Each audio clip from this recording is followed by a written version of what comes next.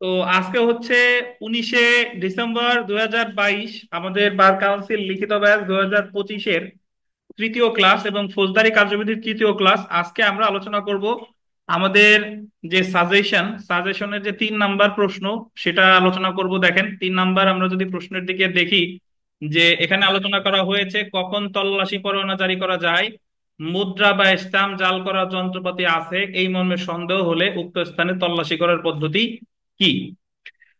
তো আমাদের যখন প্রিলিমিনারি পরীক্ষার সময় বেশ কতগুলো জিনিস আমাদের পড়তে হয়, যেরকম সমন কি, সমন কার কার কাছে প্রেরণ করা যাবে, ওয়ারেন্ট কি, ওয়ারেন্ট জারি করে কে, এই বিধানগুলো প্রিলিতে হুবহু পড়তে হয়। কিন্তু লিখিততে সমন থেকে কখনো প্রশ্ন আসে না, এই কারণে আমরা এটা বাদ দিছি। বা ওয়ারেন্ট থেকে কখনো প্রশ্ন আসার সম্ভাবনা নাই। ওয়ারেন্ট থেকে জাস্ট একবার একটা সমস্যামূলক প্রশ্ন আসছিল, সেই রিলেটেড আমি আপনাদের একটা একটা আগের বার পড়ানো হয় নাই, আমি একটা মানে একটা শীট দিয়ে দিব। সেটা হচ্ছে যে আমাদের ফৌজদারি কার্যবিধি 86 ধারার যে বিধানটা, যে এটা একটা আলোচনা করব। তো তার আগে আজকে আমরা যেটা পড়বো, কখন তল্লাশি পরোয়ানা জারি করা যায়। তল্লাশি পরোয়ানাকে ইংরেজিতে বলে সার্চ ওয়ারেন্ট।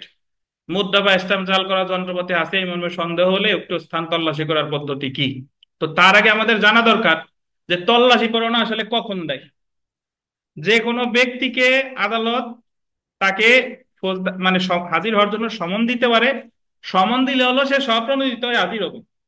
আর ওয়ারেন্ট দিলে হচ্ছে কি, তারে পুলিশ গিয়ে গ্রেফতার করে নিয়ে আসবে। কিন্তু কিছু ক্ষেত্রে আমাদের তল্লাশি পরোয়ানা জারি করার দরকার হয়। কেন দরকার হয়? উদাহরণস্বরূপ, আমরা তো সমন পড়ি নাই। সমনের ওখানে আছে যে ফৌজদারি কার্যবিধিতে সমন হচ্ছে 2 প্রকার, একটা হলো ব্যক্তির প্রতি সমন, একটা হলো বস্তুর প্রতি সমন। আপনি কাউকে একটা দলিল হাজির করার জন্য সমন দিয়েছে আদালত, সমন পাওয়ার পরও সে ওই দলিল বারবার বলার পরও আদালতে ওই দলিল হাজির করে নাই, তখন ওই দলিলটাকে উদ্ধারের জন্য আদালত সার্চ ওয়ারেন্ট ইস্যু করে। ঠিক আছে? তো সমন পরবর্তীতে রূপ নিচ্ছে কি আকারে? সার্চ ওয়ারেন্ট আকারে। তো আমাদের ফৌজদারি কার্যবিধিতে মোট 3টা জায়গায় সার্চ ওয়ারেন্ট সম্পর্কে আলোচনা করছে, বা আরো 2-1 জায়গায় থাকতে পারে। নর্মালি মেইনলি 3টা জায়গায়: 96 ধারা, 98 ধারা, 100 ধারা। তো এই 3টা ধারায় এটা 3টা ক্ষেত্রেই 96 ধারা আছে কোনো বস্তুকে হাজির করার জন্য তল্লাশি পরোয়ানা ইস্যু, এটা নির্বাহী ম্যাজিস্ট্রেটও পারে, বিচারিক ম্যাজিস্ট্রেটও পারে। 100 ধারা আছে বেআইনি ভাবে আটককৃত কোনো ব্যক্তিকে হাজির করার জন্য সার্চ ওয়ারেন্ট। তো এটা জুডিশিয়াল ম্যাজিস্ট্রেট পারে, নির্বাহী ম্যাজিস্ট্রেটও পারে। তো বেআইনি ভাবে আটক ব্যক্তি কিভাবে হয়?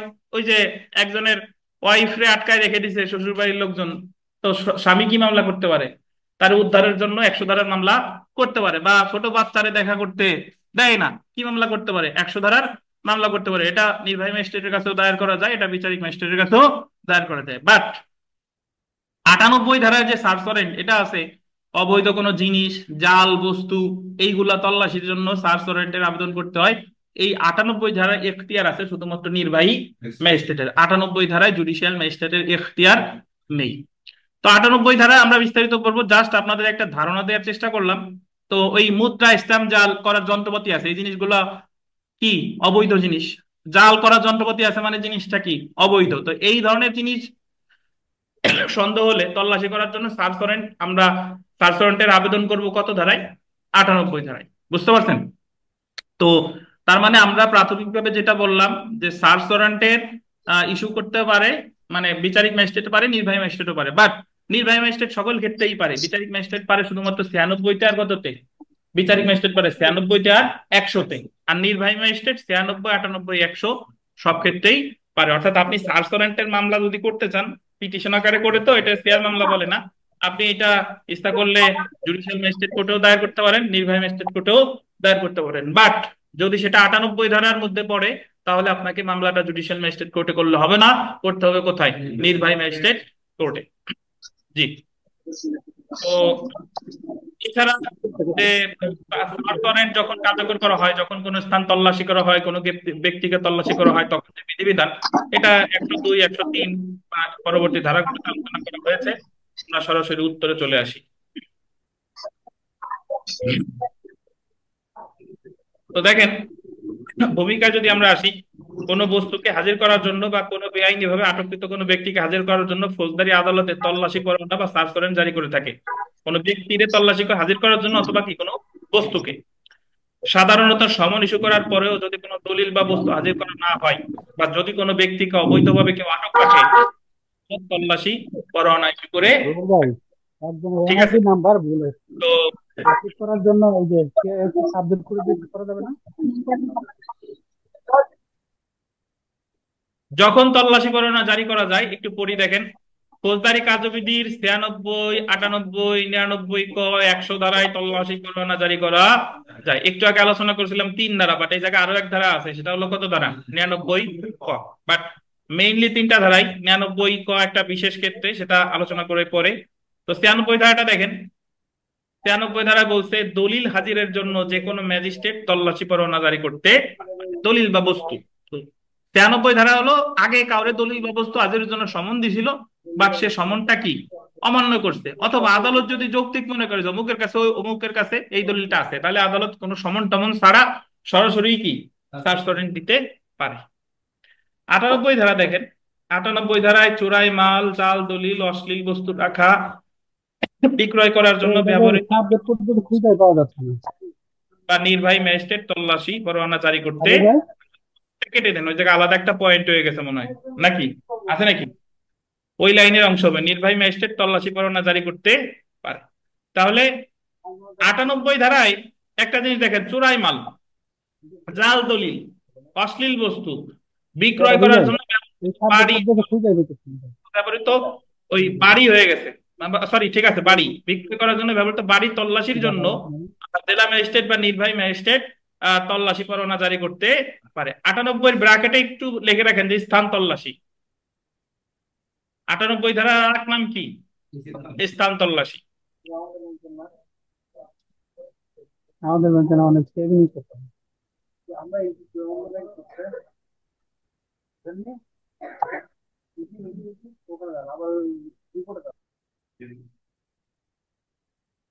তো তারপরে দেখেন 100 ধারাটা পরে পড়ি। 100 ধারাটা আগে পড়ি, 99 ক পরে পড়বো। দেখেন 100 ধারায় আটক ব্যক্তি তল্লাশির জন্য, 100 ধারায় আটক ব্যক্তি তল্লাশির জন্য যে কোনো ম্যাজিস্ট্রেট তল্লাশি পরোয়ানা জারি করতে পারে। 100 ধারায় এটা একটু উপরে একটু তোলা, একটু তীর চিহ্ন দিয়ে লেখেন, বেআইনি ভাবে আটক ব্যক্তিকে, বেআইনি ভাবে আটক ব্যক্তিকে তল্লাশির জন্য যে কোনো ম্যাজিস্ট্রেট তল্লাশি পরোয়ানা জারি করতে পারে। 100 ধারায় লিখবেন যে বেআইনি ভাবে আটক ব্যক্তিকে তল্লাশির জন্য যে কোনো ম্যাজিস্ট্রেট তল্লাশি পরোয়ানা জারি করতে পারে।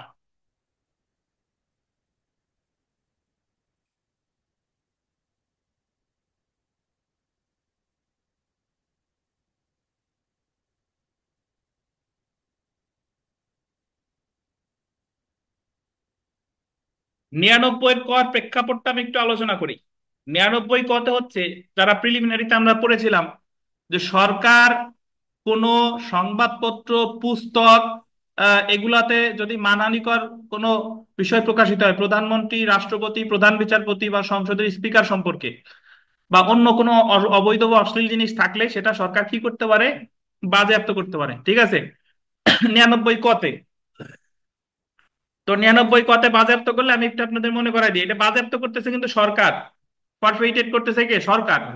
তখন ধরেন আহ, আমাদের দেশে আমার দেশ পত্রিকা নাই, একসময় ছিল, কি করছে সরকার? বাজেয়াপ্ত করছে। তো সরকারের যে তার নির্বাহী ক্ষমতা বলে যে বাজেয়াপ্তটা করে, এটা হলো 99 ক। 99 ক। ধরেন তসলিমা নাসরিনের যত বই আছে সব কি করছে? বাজেয়াপ্ত করছে। কত ধারা? ফৌজদারি কার্যবিধি 99 ক। বা দিগন্ত পত্রিকা, দিগন্ত টেলিভিশন এখন আর নাই, কি করছে? বাজেয়াপ্ত করছে। তো এখন যদি বাজেয়াপ্ত করে, তখন প্রতিকার কি আপনাদের একটু বলে দেই। প্রতিকারটা আপনারা সবাই জানেন, প্রতিকারটা আছে 99 খতে। 99 খতে, 99 খতে হাইকোর্ট বিভাগে আবেদন করতে হয় ওই বাজেয়াপ্ত আদেশ বাতিলের জন্য। কয় মাসের মধ্যে? 2 মাসের মধ্যে। তো এটা আমাদের পড়ার বিষয়বস্তু না বা প্রশ্নের বিষয়বস্তু এটা না, জাস্ট আপনাদের জানাইলাম। তো 99 কতে সার্চ ওয়ারেন্টটা কখন ইস্যু করে এটা একটু জানা দরকার। এটা হলো যে, ধরেন সরকার তসলিমা নাসরিনের বইরে, যত ওনার যত বইটি আছে সব বইরে কি করছে? বাজেয়াপ্ত করছে। কিন্তু হঠাৎ করে জানা গেল যে গোপালগঞ্জের জ্ঞান বিকাশ লাইব্রেরিতে তসলিমা নাসরিনের কিছু বই বিক্রি হচ্ছে। কিছু বই কি বিক্রি হচ্ছে, বা অন্যান্য বেশ কিছু লাইব্রেরিতে ওনার বইয়ের কপি আছে। তখন যে কোনো ম্যাজিস্ট্রেট ওই বইগুলো তল্লাশির জন্য বা তল্লাশি করে জব্দ করার জন্য সার্চ ওয়ারেন্ট ইস্যু করবে 99 কতে। 99 কতে, তার মানে 99 কতে সাধারণত সার্চ ওয়ারেন্টের আবেদন করে যখন কোনো অ্যাকশন নেওয়া হয়, সরকার নেয় কততে, 99 কতে বাজেয়াপ্ত করে, তখন হলো সার্চ ওয়ারেন্টের প্রশ্ন আসে 99 কতে। তো 99 কয়ের প্রয়োগ আমাদের সাধারণ কোর্টে মানে জেলা পর্যায়ের কোর্টে এত বেশি নাই। 99 কয়ের প্রশ্ন তখনই উঠে যখন সরকার কোনো মুদ্রিত কোনো পুস্তক সংবাদপত্র সে বাজেয়াপ্ত করে 99 কতে, এবং ওই মুদ্রিত পুস্তক বা সংবাদপত্রের যদি কোনো এক্সট্রা কপি কোথাও থেকে থাকে, তাহলে সেগুলো তল্লাশির জন্য সার্চ ওয়ারেন্ট ইস্যু করে 99 কতে। তো আমরা 96-তে চলে আসি, দেখেন 93 দলিল হাজিরের জন্য তল্লাশি পরোয়ানা জারি। ও আচ্ছা, তার আগে একটু এটা পড়ি নাই। 99 ক ধারায় সরকার কর্তৃক বাজেয়াপ্ত ঘোষিত কোনো মুদ্রিত সংবাদপত্র, পুস্তক বা কোনো দলিল তল্লাশির জন্য যে কোনো ম্যাজিস্ট্রেট, এটা গোল দিয়ে, যে কোনো ম্যাজিস্ট্রেট তল্লাশি পরোয়ানা জারি করতে পারে। তার মানে 99 কতেও কে কে পারে ভাই? নির্বাহীও পারে, বিচারিকও পারে। শুধুমাত্র নির্বাহী ম্যাজিস্ট্রেটের এখতিয়ার কত ধারায়? 98 ধারায়। ধন্যবাদ। এখন দলিল হাজিরের জন্য তল্লাশি পরোয়ানা জারি যদি আমরা দেখি 96 ধারায়, নিম্নলিখিত গোল দিবেন, 3টি কারণে তল্লাশি পরোয়ানা মঞ্জুর করতে পারে। কয়টি কারণে? 3টি। কি কি আমরা যদি একটু দেখি, দেখেন প্রথম যেটা, যে যখন সমন জারির মাধ্যমে কোনো ব্যক্তিকে সমনে উল্লেখিত কোনো দলিল বা বস্তু হাজির করতে বলা হয়, কিন্তু সে উক্ত দলিল বা বস্তু হাজির করবে না বা করে না। মানে কাউরে, ধরেন আদালত সাইদুর সাহেবের সমন দিছে যে আপনার কাছে যে অমুকের বিক্রয় দলিলটা আছে, বিক্রয় দলিলটা আপনি হাজির করেন, বাট ওনার নোট সমন দেওয়ার পরেও উনি বিক্রয় দলিল হাজির করে নাই, তাহলে সাইদুর সাহেবরে পরবর্তীতে আদালত কি ইস্যু করতে পারে? সার্চ ওয়ারেন্ট ইস্যু করতে পারে কত ধারায়? 93 ধারায়। যখন এরূপ দলিল বা বস্তু কোন ব্যক্তির দখলে আছে তা আদালতের জানা নেই। আদালতে জানলো যে অমুক অমুকের কাছে এই দলিল থাকার কথা, বাট কোন সুনির্দিষ্ট ব্যক্তির কাছে আছে এটা আদালতের জানা নাই, তখন সার্চ ওয়ারেন্ট দিয়ে দিল যে যার কাছে পাও তার কাছ থেকে এটা উদ্ধার করে নিয়ে আসো। 3 নাম্বারটা দেখেন, ফৌজদারি কার্যবিধি অনুসারে কোনো তদন্ত, বিচার বা যে অন্য কোনো কার্যক্রমের উদ্দেশ্য সাধন করতে এরূপ তল্লাশি প্রয়োজন বলে। এছাড়া ফৌজদারি কার্যবিধি অনুসারে তদন্ত, অনুসন্ধান বা বিচারের যে কোনো পর্যায়ে সার্চ ওয়ারেন্ট ইস্যু করতে পারে। বুঝতে পারছেন? উল্লেখ্য যে 93 ধারায় বিচারিক ও নির্বাহী উভয় ম্যাজিস্ট্রেট তল্লাশি পরোয়ানা ইস্যু করতে পারে। ইস্যুটা একটা রসই দেন। এবং উক্ত ধারা অনুসারে কোনো তল্লাশি পরোয়ানা ইস্যু করা হলে সংশ্লিষ্ট পক্ষ উচ্চ আদালতে রিভিশন করতে পারে। আর একটা কথা বলে দিই, যে সকল বাই সার্চ ওয়ারেন্টের বিরুদ্ধেই প্রতিকার রিভিশন। কি বলেন? সকল সার্চ ওয়ারেন্টের বিরুদ্ধে প্রতিকার রিভিশন। তারপরে আমরা চলে আসি, চোরাই মাল, জাল দলিল ইত্যাদি রাখা হয়েছে মর্মে সন্দেহ হলে এমন স্থান তল্লাশি। আমরা জানি যে অবৈধ কোনো জিনিস হলেই স্থান তল্লাশি করবে। স্থান এটা রাখা হয়েছে মর্মে সন্দেহ হলে এটা একটু স্থান তল্লাশি। দেখছেন বলতেন কি তল্লাশি? স্থান। 98 ধারা অনুসারে নিম্নলিখিত ক্ষেত্রে তল্লাশি পরোয়ানা জারি হতে পারে: চোরাই মাল রাখতে বা বিক্রি করতে ব্যবহৃত স্থান তল্লাশি করতে। তারা যদি জানে যে যে কোনো একটা স্থান ব্যবহৃত হয় তল্লাশি মানে চোরাই মাল রাখা এবং বিক্রি করার জন্য, ধরেন জানতে পারলো যে কেরামত প্লাজায় একটা মোবাইলের দোকানে চোরাই চোরাই মোবাইলের ব্যবসা করা হয়, বেচাকেনা হয়, তাহলে সেটা তল্লাশি করার জন্য সার্চ ওয়ারেন্ট ইস্যু করবে কত ধারায়? 98 ধারায়। জাল দলিল, জাল সিল, নকল স্ট্যাম্প, মুদ্রা, দলিল রাখতে বা বিক্রয় করতে ব্যবহৃত স্থান তল্লাশি করতেও 98 ধারায় সার্চ ওয়ারেন্ট ইস্যু করতে পারে। মুদ্রা, স্ট্যাম্প নকল করতে, জাল করতে, ব্যবহৃত মালামাল রাখতে, বিক্রয় করতে ব্যবহৃত স্থান তল্লাশি করতে ইত্যাদি। উল্লেখ্য যে 98 ধারায় শুধুমাত্র নির্বাহী ম্যাজিস্ট্রেট তল্লাশি পরোয়ানা ইস্যু করতে পারে। 98 ধারায় তাহলে তল্লাশি পরোয়ানাটা কি ইস্যু করবে ভাই? এখন একটা জিনিস এখানে শুনেন, সাধারণত আমাদের এরকম হতে পারে যে আপনার বাসায় এসে জোর করে আপনার সিগনেচার নিয়ে চলে গেছে ফাঁকা স্টাম্পে, ঠিক আছে, অথবা আপনার সিগনেচার করা চেক জোর করে ফিরে একজন নিয়ে গেছে, তখন আপনি কি মামলা করবেন? তখন কিন্তু আপনাকে এই মামলা করতে হবে ওই স্ট্যাম্প উদ্ধারের জন্য, এই 98 ধারায়। বুঝতে পারছেন? যদি কেউ আপনারে জোর করে আপনার কোনো ডকুমেন্ট নিয়ে গেছে, ওই যে হয় না যে স্ট্যাম্পে, ফাঁকা স্ট্যাম্পে জোর করে মায়ের জোরের ভয় দেখায় সিগনেচার করে নিয়ে গেছে, বা আপনার স্বাক্ষরকৃত চেক নিয়ে গেছে, তাহলে এই জিনিসগুলো উদ্ধারের জন্য আপনাকে মামলা করতে হবে কততে? বা আপনার ধরেন এটিএম কার্ড নিয়ে গেছে, এটিএম কার্ডের পাসওয়ার্ড সে জানে, এটিএম কার্ড নিয়ে গেছে, তাহলে এটিএম কার্ড উদ্ধারের জন্য মামলা করতে হবে কত ধারায়? 98 ধারায়। তো এরপরে আমরা আসি বাজেয়াপ্ত বা ফরফিটেড ঘোষিত প্রকাশনা তল্লাশি করতে। ফৌজদারি কার্যবিধি 99 ক ধারায় সরকার কোনো সংবাদপত্র, পুস্তক বা অন্য কোনো নথি 99 ক ধারায় উল্লেখিত কারণে বাজেয়াপ্ত ঘোষণা করতে পারে। সরকার বাজেয়াপ্ত করে কততে? 99 কতে। এমন বাজেয়াপ্ত ঘোষিত সংবাদপত্র বা পুস্তক বা অন্য কোনো নথি তল্লাশি করতে বা উক্ত সংবাদপত্র হবে, উক্ত সংবাদপত্র, পুস্তক বা নথি যে স্থানে রয়েছে, যে স্থানে আছে মর্মে সন্দেহ করা হচ্ছে, উক্ত স্থান তল্লাশি করতে তল্লাশি পরোয়ানা জারি করতে পারে। এটা পারে কে? যে কোনো ম্যাজিস্ট্রেট। 99 কতেও কে পারে? যে কোনো ম্যাজিস্ট্রেট। তো এরপরে আমরা চলে আসি যে বেআইনি ভাবে আটক ব্যক্তি তল্লাশির জন্য তল্লাশি পরোয়ানা। বেআইনি ভাবে আটক ব্যক্তিকে লেখেন, বেআইনি ভাবে আটক ব্যক্তিকে তল্লাশির জন্য তল্লাশি পরোয়ানা। এটা যে কোনো ব্যক্তি, কাউকে যদি বেআইনি ভাবে আটক রাখা হয় তাহলে তল্লাশি পরোয়ানা ইস্যু করতে তল্লাশি পরোয়ানা জারি করতে হবে কত ধারায়? 100 ধারায়। এটা আপনি মনে করবেন যে হ্যাবিয়াস কর্পাসের একটা মানে ছোট রূপ। হ্যাবিয়াস কর্পাস ফৌজদারি কার্যবিধি 491 ধারায় যদি কাউরে বেআইনি ভাবে আটক রাখা হয় তাহলে তারে বন্দি হাজির রিট মুক্ত করার জন্য ফৌজদারি কার্যবিধি 491 ধারা আর বাংলাদেশ সংবিধানের 102 অনুচ্ছেদ অনুসারে রিট অফ হ্যাবিয়াস কর্পাস জারি করা হয় হাইকোর্ট ডিভিশনে, এবং তখন আদালত তারে মুক্তি দিতে পারে যদি যৌক্তিক কারণ ছাড়া তাকে আটক রাখা হয়। তো আপনি যদি স্থানীয়ভাবে প্রতিকার পেতে চান তাহলে আপনাকে বেআইনি ভাবে যদি কাউকে আটক রাখে তাহলে মামলা করতে হবে কত ধারায়? 100 ধারায়।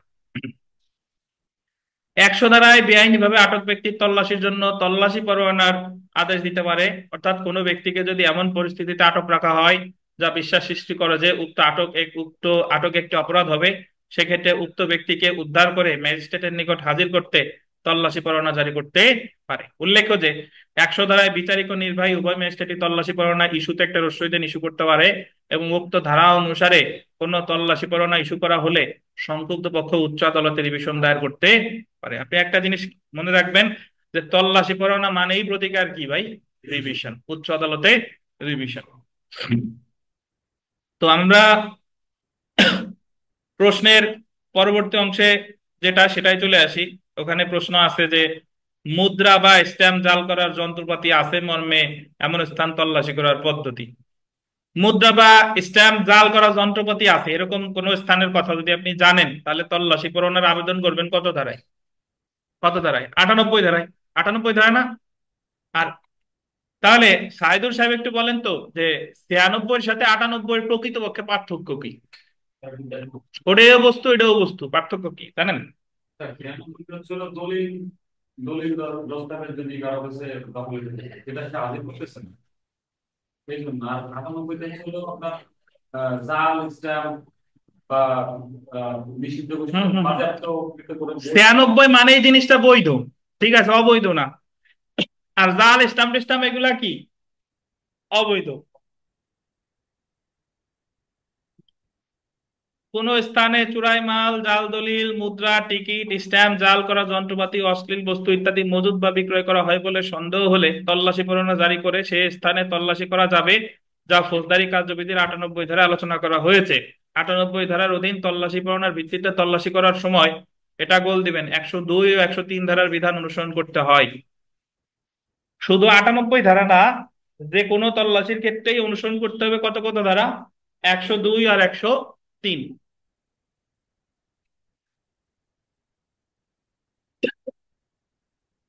তো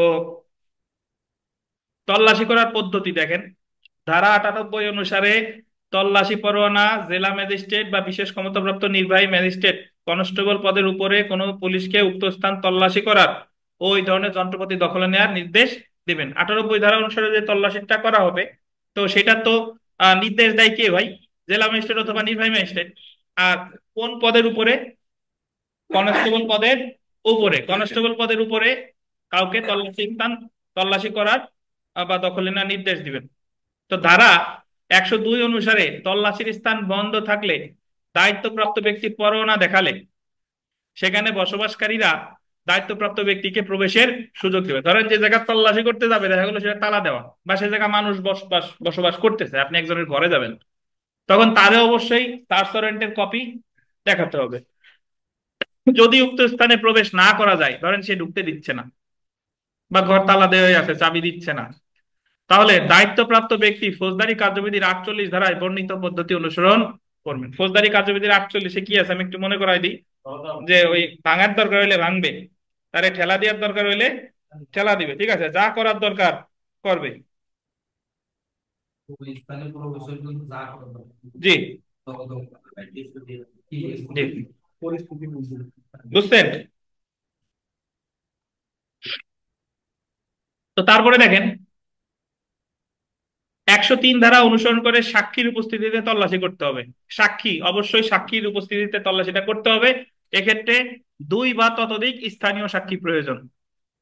নর্মালি হয় কি, যে পুলিশ যারা গেছে তারাই তল্লাশি করে যদি পুলিশের মধ্য থেকেই সাক্ষী বানায় হবে, তাহলে 103-এর যে বিধান এটা কি হবে, লঙ্ঘিত হবে। সাক্ষী লাগবে কি সাক্ষী?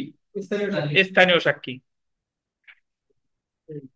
তারপর উদ্ধারকৃত আলামতের জন্য জব্দ তালিকা প্রণয়ন করে তাতে পুলিশ অফিসার স্বাক্ষর দিবে এবং সাক্ষীদের স্বাক্ষর নেবে। অর্থাৎ আমাদের প্রিলিমিনারি প্রশ্ন, যে জব্দ তালিকা তৈরি করা হয় ফৌজদারি কার্যবিধির কত ধারায়? সিজার লিস্ট কত ধারায়? 103 ধারায়। জব্দ তালিকায় কার কার স্বাক্ষর থাকবে? পুলিশ যে অফিসার থাকবে তার স্বাক্ষর থাকবে, আর সাক্ষীদের স্বাক্ষর থাকবে। সাক্ষী সর্বনিম্ন কয়জন?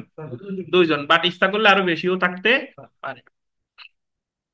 উল্লেখ্য যে উক্ত সাক্ষীদের সমন না দেওয়া হলে আদালত উপস্থিতি হয়ে সাক্ষ্য দেওয়ার প্রয়োজন নাই। মানে ওই যে যারা জব্দ তালিকায় সাক্ষী দিছিল, স্বাক্ষর করছিল, তাদের আদালতে তখনই তারা উপস্থিত হবে যখন তাদের কি দেওয়া হয়, সমন দেওয়া হয়, সাক্ষী হিসেবে তাদের সমন দিছে। তল্লাশিতে জব্দকরণ সংক্রান্ত প্রক্রিয়াতে ফৌজদারি কার্যবিধির 103 ধারার বিধান মানা। 103-এর 1 ও 2 আছে না, 1 ও 2 আপনার আবার মনে প্রশ্ন আসতে পারে যে 1-2-তে কি আছে, 1-2 কেটে দেন, জাস্ট লিখবেন যে ফৌজদারি কার্যবিধির 103 ধারার বিধান মান্য করা কি বাধ্যতামূলক। এর ব্যত্যয় যদি ঘটে তাহলে ধরে নেওয়া হবে আপনি আইন লঙ্ঘন করেছেন, এবং এর সুবিধা পাবে কে বলেন? অভিযুক্ত ব্যক্তি। বেনিফিট অফ দা ডাউট আমাদের ফৌজদারি মামলার ক্ষেত্রে সর্বদাই পেয়ে থাকে অভিযুক্ত ব্যক্তি। তা আমরা একটা 98 ধারার পিটিশনের দরখাস্ত দেখি, দেখেন আছে না? আপনাদের কি অন্য জায়গা আছে? না, দেখেন কি ভাই। হরিরামপুর। ও আসতেছি, ব্যাখ্যা দিচ্ছি, আসতেছি। হরি মানে হরি জপ করে, দেখেন হরি বল, হরে কৃষ্ণ, সেই হরি। দেখেন ফৌজদারি কার্যবিধির 98 ধারার পিটিশন মামলার দরখাস্ত। আমরা জানি 98 ধারার মামলা জুডিশিয়াল ম্যাজিস্ট্রেট আদালতে দায়ের করা যায় না। বিজ্ঞ নির্বাহী ম্যাজিস্ট্রেট আদালত, মানিকগঞ্জ, পিটিশন মামলা নং। এ জায়গায় কোনো পিটিশনের কোনো মামলা নাম্বার দেই নেই। মামলা নাম্বার আপনারাও দিবেন না, কারণ মামলা নাম্বার বসাবে কারা? কোর্ট থেকে। হরি 2012, হরি মানে হলো হরিরামপুর। এই যে আমরা নিচে পাবানি যে মানিকগঞ্জের একটা থানা হলো কি হরিরামপুর। সো আপনি যদি এটা দিতে চান দিবেন, না দিলে সমস্যা নাই। ধরেন গোপালগঞ্জে যদি লিখতে চান বিজ্ঞ নির্বাহী ম্যাজিস্ট্রেট আদালত গোপালগঞ্জ, তারপর পিটিশন মামলা নং .. 2024, ঠিক আছে। আর যদি থানার কথা লিখতেই চান ব্র্যাকেটে, তাহলে কোটা বা টুঙ্গি, গোপা, নাকি মুখ, হাত পা, মুখ এর সাথে মুখ মুখ হাত পা দিয়ে না আবার। তাহলে দেখেন মোশাররফ মোল্লা পিতা আলাউদ্দিন মোল্লা সাং, বুঝেন তো, মানে ঠিকানা গোপীনাথপুর মধ্যপাড়া, পোস্ট হচ্ছে জিটকা, থানা এই যে হরিরামপুর, দেখছেন এ হলো সেই হরি, উপরে হরি, জেলা মানিকগঞ্জ, ডট ডট ডট কি প্রথম পক্ষ, বনাম সুফিয়া বেগম মৃত এত এত, থানা হরিরামপুর, জেলা মানিকগঞ্জ, এটা কি দ্বিতীয় পক্ষ। এখন আপনারা লেখার সুবিধার্থে টেকনিক হচ্ছে কি, আপনারা সবকিছু যদিও এই জায়গায় যে বাম বরাবর লিখছি না, এই যে সাক্ষীদের নাম, ঘটনার তারিখ, মামলার ধারা, এগুলো বামে লিখছি না, আপনি সবকিছু মাঝ বরাবর দিবেন, তাহলে আপনার মনে থাকা সহজ হবে। মাঝ বরাবর দিলেই হবে। মানে পক্ষ 1, পক্ষ 2, সাক্ষীদের নাম, ঠিকানা, ঘটনার তারিখ, ঘটনার সময়, ঘটনাস্থল, মামলার ধারা, সবকিছু কি মাঝে। মাঝ বরাবর। এইভাবে দিলে হবে না তা না, এইভাবে দিলেও হবে, বাট আপনাদের সুবিধার্থে বলতেছি এগুলা দিবেন কি বরাবর, সবকিছু মাঝ বরাবর, মানে সবকিছু এক সিরিয়ালে, তাহলে মনে রাখা মানে সুবিধাজনক। তো অবশ্যই আপনি যেহেতু অভিযোগটা করতেছেন, কি লাগবে? সাক্ষীদের নাম ও ঠিকানা। 1 নম্বর সাক্ষী জয়নাল, প্রীতা, তারপরে রাজা মিয়া, এদের দিয়ে। আর সাক্ষী আরো আছে, প্রয়োজনে কি বলেন, পরে দিব। ঘটনার তারিখ ইংরেজি 1 নভেম্বর 1/11/2012 মোতাবেক, বাংলা 17 কার্তিক 1419 সন। আপনি এখন যদি বলেন যে স্যার আমার কি বাংলা তারিখও মুখস্থ করতে হবে কিনা, কোনো দরকার নাই। আপনি ইংরেজি একটা দিবেন আর বাংলা আন্দাজে যেটা মনে আসে সেটাই দিয়ে দিবেন সব সুবিধার্থে। ওইভাবে বলে দিবেন যে আমাদের পহেলা বৈশাখ হয় 14ই এপ্রিল, তা আপনি 14ই এপ্রিলের আশেপাশে দিলে তো বৈশাখ মাসে ধরা যাচ্ছে আর কি। জি। তো জি জি জি, মানে এটা মনে থাকার ভালো টেকনিক, নাহলে তো আপনার বাংলা মনে রাখা কষ্টকর। দেখেন, হ্যাঁ, ঘটনার সময় অনুমান বিকাল 3 ঘটিকার সময়, ঘটনাস্থল এই মামলার ধারা কত? ফৌজদারি কার্যবিধির 98 ধারা। তো দরখাস্তে প্রথম পক্ষের বিনীত নিবেদন এই যে প্রথম পক্ষ একজন সহজ সরল নিরীহ শান্তিপ্রিয় আইন মান্যকারী লোকজন হইতেছে। মানে প্রথম পক্ষ সবসময় এই লাইনটা যেই হোক না কেন সহজ সরল আইন মান্যকারী হবে। পক্ষান্তরে আবার আরেকটা কথা বলি, এই যে যে আমরা কথাগুলো প্যারা আকারে লিখছি, আপনি প্যারা আকারে না লিখে পয়েন্ট আকারে 1 2 3 4 লিখতে পারেন, কোনোটাই ভুল না। পক্ষান্তরে দ্বিতীয় পক্ষ একজন প্রতারক, জালিয়াত কারক, জোর জুলুমকারী, দুর্ধর্ষ মহিলা হইতেছে। বা দুর্ধর্ষ মহিলা দিছে আবার দেখেন। প্রথম পক্ষের নতুন বাড়ি পাড়া গ্রাম হয় এবং দ্বিতীয় পক্ষের বাড়ি সাকিনি গ্রামে হওয়ায় কারণে প্রথম পক্ষের সহিত দ্বিতীয় পক্ষের পরিচয় ঘটে, মানে একই গ্রামে। দ্বিতীয় পক্ষের চাল চলন বেপরোয়া হয় কিছু সংখ্যক যুবক ছেলে দ্বিতীয় পক্ষের আহ দ্বিতীয় পক্ষের সাথে লেখেন। কায় লেখছিলাম, দ্বিতীয় পক্ষের কায় কায় কেটে লেখেন কি সাথে।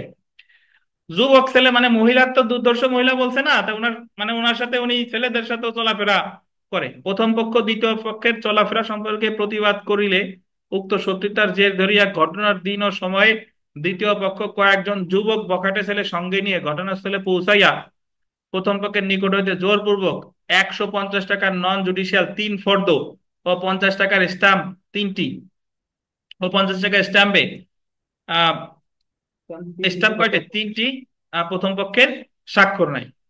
ঠিক আছে। তো এই জায়গায় আপনার একটু ওই জাস্ট 50 টাকার ফর্দটা কাটিয়ে দিলেও হয়, যে কোনো একটা জিনিস লাগবেন যে 100 টাকার 3 ফর্দ নিছে, 50 টাকার স্ট্যাম্পে কাজ নাই। হ্যাঁ, 150 টাকার নন জুডিশিয়াল 3 ফর্দ স্ট্যাম্পে, 50 টাকার স্ট্যাম্পে ওইটা কেটে দেন। বুঝেন নাই বোধহয়।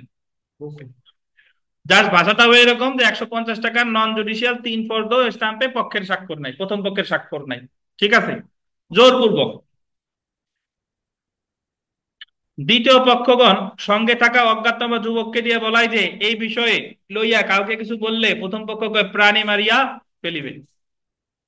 বলছে যে এই বিষয় নিয়ে তোর স্টাম্প তো নিলাম, যদি কাউরে বলিস তোর কি আছে, খবর আছে। প্রথম পক্ষ ঘটনার আকস্মিকতায় হতভম্ব হইয়া পড়ে, কি করবে ভাবিয়া পায় না। অতঃপর প্রথম পক্ষ এই বিষয় লইয়া কতক মুরব্বীদের সহিত আলাপ করিয়া অবশেষে হুজুর আদালতে অত্যাচারে মামলা দায়ের করিল। বিষয়টি লইয়া আপোষ মীমাংসার কথা বলায় মামলা করিতে সামান্য বিলম্ব হইল। দ্বিতীয় পক্ষ প্রথম পক্ষের নিকট হইতে যে স্বাক্ষরিত অলিখিত স্ট্যাম্পে জোরপূর্বক স্বাক্ষর নিয়েছে তাহাতে প্রথম পক্ষের অপূরণীয় ক্ষতির কারণ হয়েছে বিধায় দ্বিতীয় পক্ষের কবল হইতে 150 টাকা 3 ফর্দ অলিখিত স্ট্যাম্প উদ্ধারের আদেশ দেওয়া আবশ্যক। খুব সোজা কিন্তু আপনাদের ভাষা। আমি তো এটা হচ্ছে সরাসরি একটা মামলার মানে দরখাস্ত পিটিশন, এই কারণে এখানে ওই যে সাধু ভাষায় লেখা, বাট আপনারা সাধু ভাষায় লিখতে পারেন, চলিত ভাষায় লিখলেও হবে। অতএব প্রার্থনা ফৌজদারি কার্যবিধি 98 ধারা বিধান মতে দ্বিতীয় পক্ষের বিরুদ্ধে সার্চ ওয়ারেন্ট প্রচার করিয়া প্রথম পক্ষের নিকট হইতে জোরপূর্বক 150 টাকার নন জুডিশিয়াল 3 ফর্দ স্টাম্পে স্বাক্ষর নেওয়া 3টি স্টাম্প দ্বিতীয় পক্ষের কবলিতে উদ্ধার দেওয়ার আদেশ প্রদান সুবিচার করিতে মর্জি হই। হয় বা হুক একই কথা। ইদিতাং, এই ইদিতাং ফাঁকা রাখবেন না, একটা তারিখ দিয়ে দিবেন, এত তারিখ। তাহলে আমরা 98 ধারার দরখাস্তের মুসাবিদা কিন্তু জেনে গেলাম।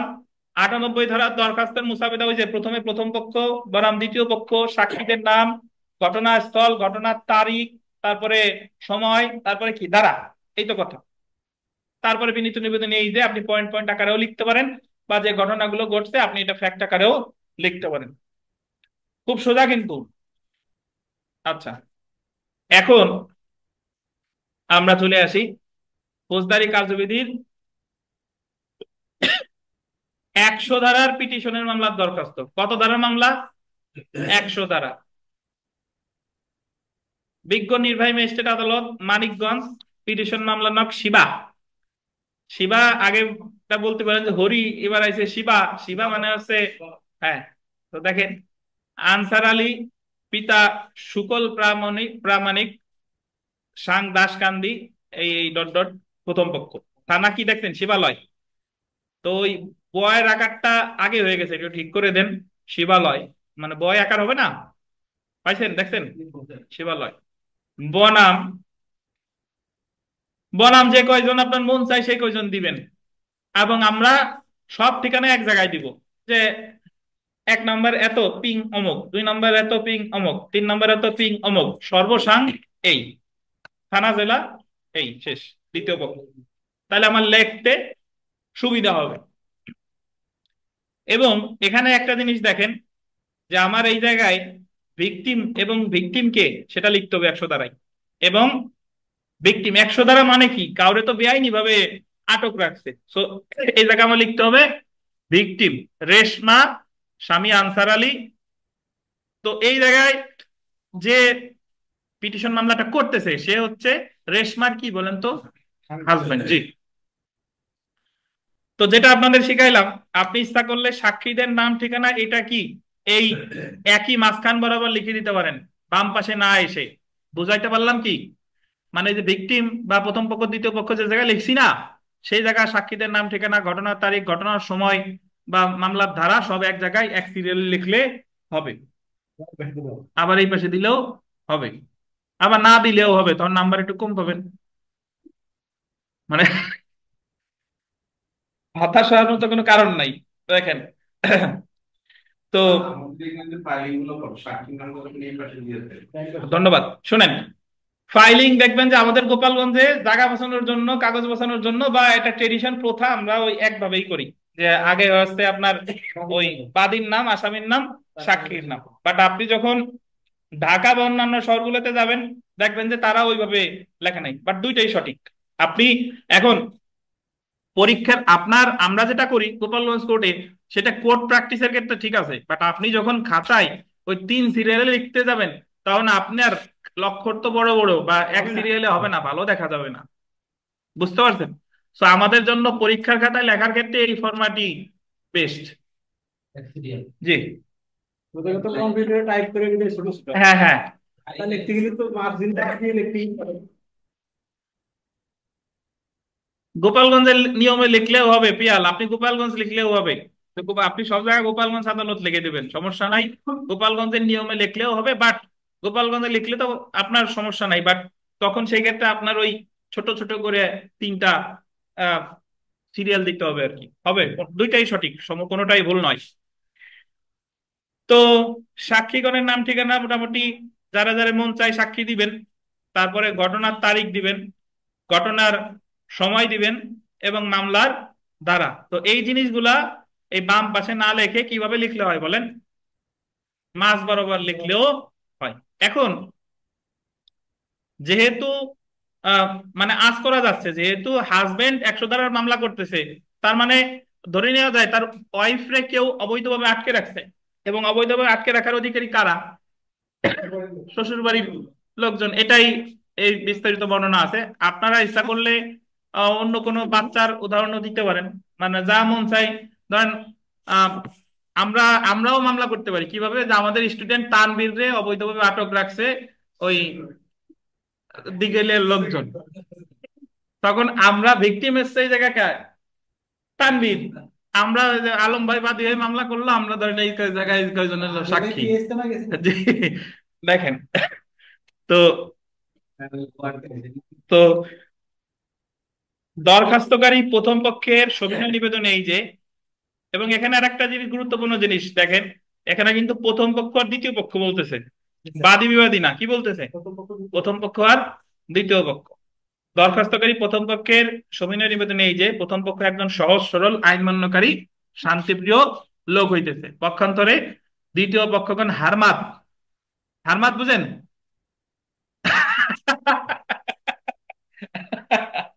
হারমাত ধরেন উগ্র, বেত্তমিজ, আমরা যেরকম বেতমিজ, মানে উগ্র যে, মোটামুটি হিংস্র টাইপের এই ধরনের, হারামজাদা না। আচ্ছা, হারমাত পরধন লোভী ও খারাপ শ্রেণীর লোক হইতেছে প্রথম প্রথম পক্ষের সহিত ভিকটিম রেশমার 15/5/12 তারিখে। আরমান স্যার, আমি যে আমাদের ঘরে ইয়ে একজন আইছিল স্যার, এই একটা ধরে মামলা করতে আমি ইমরান ভাই বলছিলাম ভাই আরমান একটু দিয়ে দিন। ওই সময় বলেছি স্যার আই স্যার সব গেছে যাতে ওই জায়গায় গেছে। হ্যাঁ স্যার, আমি আমার সিনিয়র জিজ্ঞেস করছে আরমান মানে কি স্যার? সিনিয়র আরমান। আপনি তো এই জায়গাতে শিখে গেছেন, হারমান তো ওই জায়গায় বলে দিছেন যে। ঠিক আছে। হ্যাঁ, তো ইসলাম ধর্মের বিধান মতে এবং রেজিস্ট্রিকৃত কাবিন মিলে বিবাহ হয়। বিবাহের পরে কয়েক মাস ভালোভাবে ঘর সংসার করার পর ভিকটিম রেশমা দ্বিতীয় পক্ষগণের কুপরামর্শে অসামাজিক ভাবে চলাফেরা করতে থাকে। প্রথম পক্ষ অনেক প্রথম পক্ষ অনেক বুঝ পরামর্শ দিয়ে ভিকটিমের সহিত ঘর সংসার করতে থাকে। দ্বিতীয় পক্ষগণের কুপরামর্শে ভিকটিম প্রথম পক্ষের পিতামাতার সহিত বিভিন্ন প্রকার খারাপ ব্যবহার করতে থাকে। মানে খারাপ ব্যবহার কার সাথে করছে? শ্বশুর শাশুড়ির সাথে। আচ্ছা, এবং প্রথম পক্ষকে অন্যত্র বাসা ভাড়া দিতে বলে। প্রথম পক্ষ তার বৃদ্ধ পিতামাতাকে ছাড়া অন্যত্র বাসা ভাড়া করিয়া থাকতে অস্বীকার করিলে ভিকটিম আরো ক্ষিপ্ত হইয়া ওঠে, অথবা প্রথম পক্ষের সাময়িক অনুপস্থিতিতে, ঘটনার তারিখ ও সময় মানে স্বামীর অনুপস্থিতিতে নাকি, পিতার অসুস্থতার কথা শুনিয়া প্রথম পক্ষের পিতা ভিকটিমকে ভিকটিমের পিতার বাড়িতে নিয়ে যায়, এবং ভিকটিমের পিতাকে অসুস্থ দেখিয়া প্রথম পক্ষের পিতা বাড়ি এসে অসুস্থতার কথা প্রথম পক্ষকে জানাইলে প্রথম পক্ষ তার শ্বশুরকে দেখতে দ্বিতীয় পক্ষের বাড়িতে যায়। মানে অসুস্থ হয়ে পড়ছে কে? শ্বশুর। কিন্তু প্রথম পক্ষের সহিত ভিকটিম ও দ্বিতীয় পক্ষগণ খারাপ আচরণ করিয়া, তানবীরের সাথে সেম কাজ করছে, খারাপ আচরণ করিয়া প্রথম পক্ষের সহিত ভিকটিম না আসিয়া দ্বিতীয় পক্ষগণের কুপরামর্শে ভিকটিম তার পিতার বাড়িতে থাকিয়া যায়। মানে ওয়াইফ আর তার হাজবেন্ডের সাথে আসে নাই, তার বাপের বাড়ি থেকে গেছে। পরবর্তীতে প্রথম পক্ষের পিতা ভিকটিমকে আনতে গেলে দ্বিতীয় পক্ষগণের কুপরামর্শে ভিকটিম তাদের সহিত আসে নাই। ভিকটিমের অনুপস্থিতিতে প্রথম পক্ষের সংসার ও দাম্পত্য জীবনের দারুণ অসুবিধা দেখা দিয়েছে। প্রথম পক্ষ ভিকটিমকে আনার বহু চেষ্টা বা তদবির করিয়া নিরুপায় হইয়া 5/5/2013 তারিখে ভিকটিমের প্রতি লিগাল নোটিশ প্রেরণ করে। এখন আপনি যদি বলেন যে স্যার লিগাল নোটিশ দেওয়া কি বাধ্যতামূলক? না, বাধ্যতামূলক না। জাস্ট আপনি একটা যা করছেন সেটা দেখাচ্ছেন যে আমি তার লিগাল নোটিশও দিছিলাম। তারপরেও দ্বিতীয় পক্ষগণের কুপরামর্শে প্রথম পক্ষের বাড়িতে আসতেছে না। কুপরামর্শ বানানটা ঠিক করে নেন। দ্বিতীয় পক্ষগণ ভিকটিম রেশমাকে তার ইচ্ছার বিরুদ্ধে জোরপূর্বক আটক করিয়া রাখিয়াছে। প্রথম পক্ষ ভিকটিমকে আনার জন্য বহু চেষ্টা তদবির করিয়া কি হয়েছে? ব্যর্থ হয়েছে। তো এমতাবস্থায় ফৌজদারি কার্যবিধি 100 ধারার বিধান মতে আহ প্রথম পক্ষের বিবাহিত স্ত্রী ভিকটিম রেশমাকে দ্বিতীয় পক্ষগণের কবল হইতে উদ্ধার করা একান্ত আবশ্যক। ভিকটিম রেশমাকে দ্বিতীয় পক্ষগণের কবল হইতে উদ্ধারের চেষ্টা তদবির করতে থাকায় হুজুর আদালতে মামলা দায়ের করিতে সামান্য বিলম্ব হইল। অতএব প্রার্থনা, হুজুর আদালত দয়া করিয়া সকল দ্বিতীয় পক্ষগণের বিরুদ্ধে ফৌজদারি কার্যবিধির 100 ধারার বিধান মতে সার্চ ওয়ারেন্ট জারি করত। ভিকটিম রেশমাকে দ্বিতীয় পক্ষগণের কবল হইতে উদ্ধারের বিহিত আদেশ দানের সুবিচার করিতে হুজুরের মর্জি হয়। বোঝা গেছে? আনোয়ারুল হক সাহেব, বোঝা গেছে?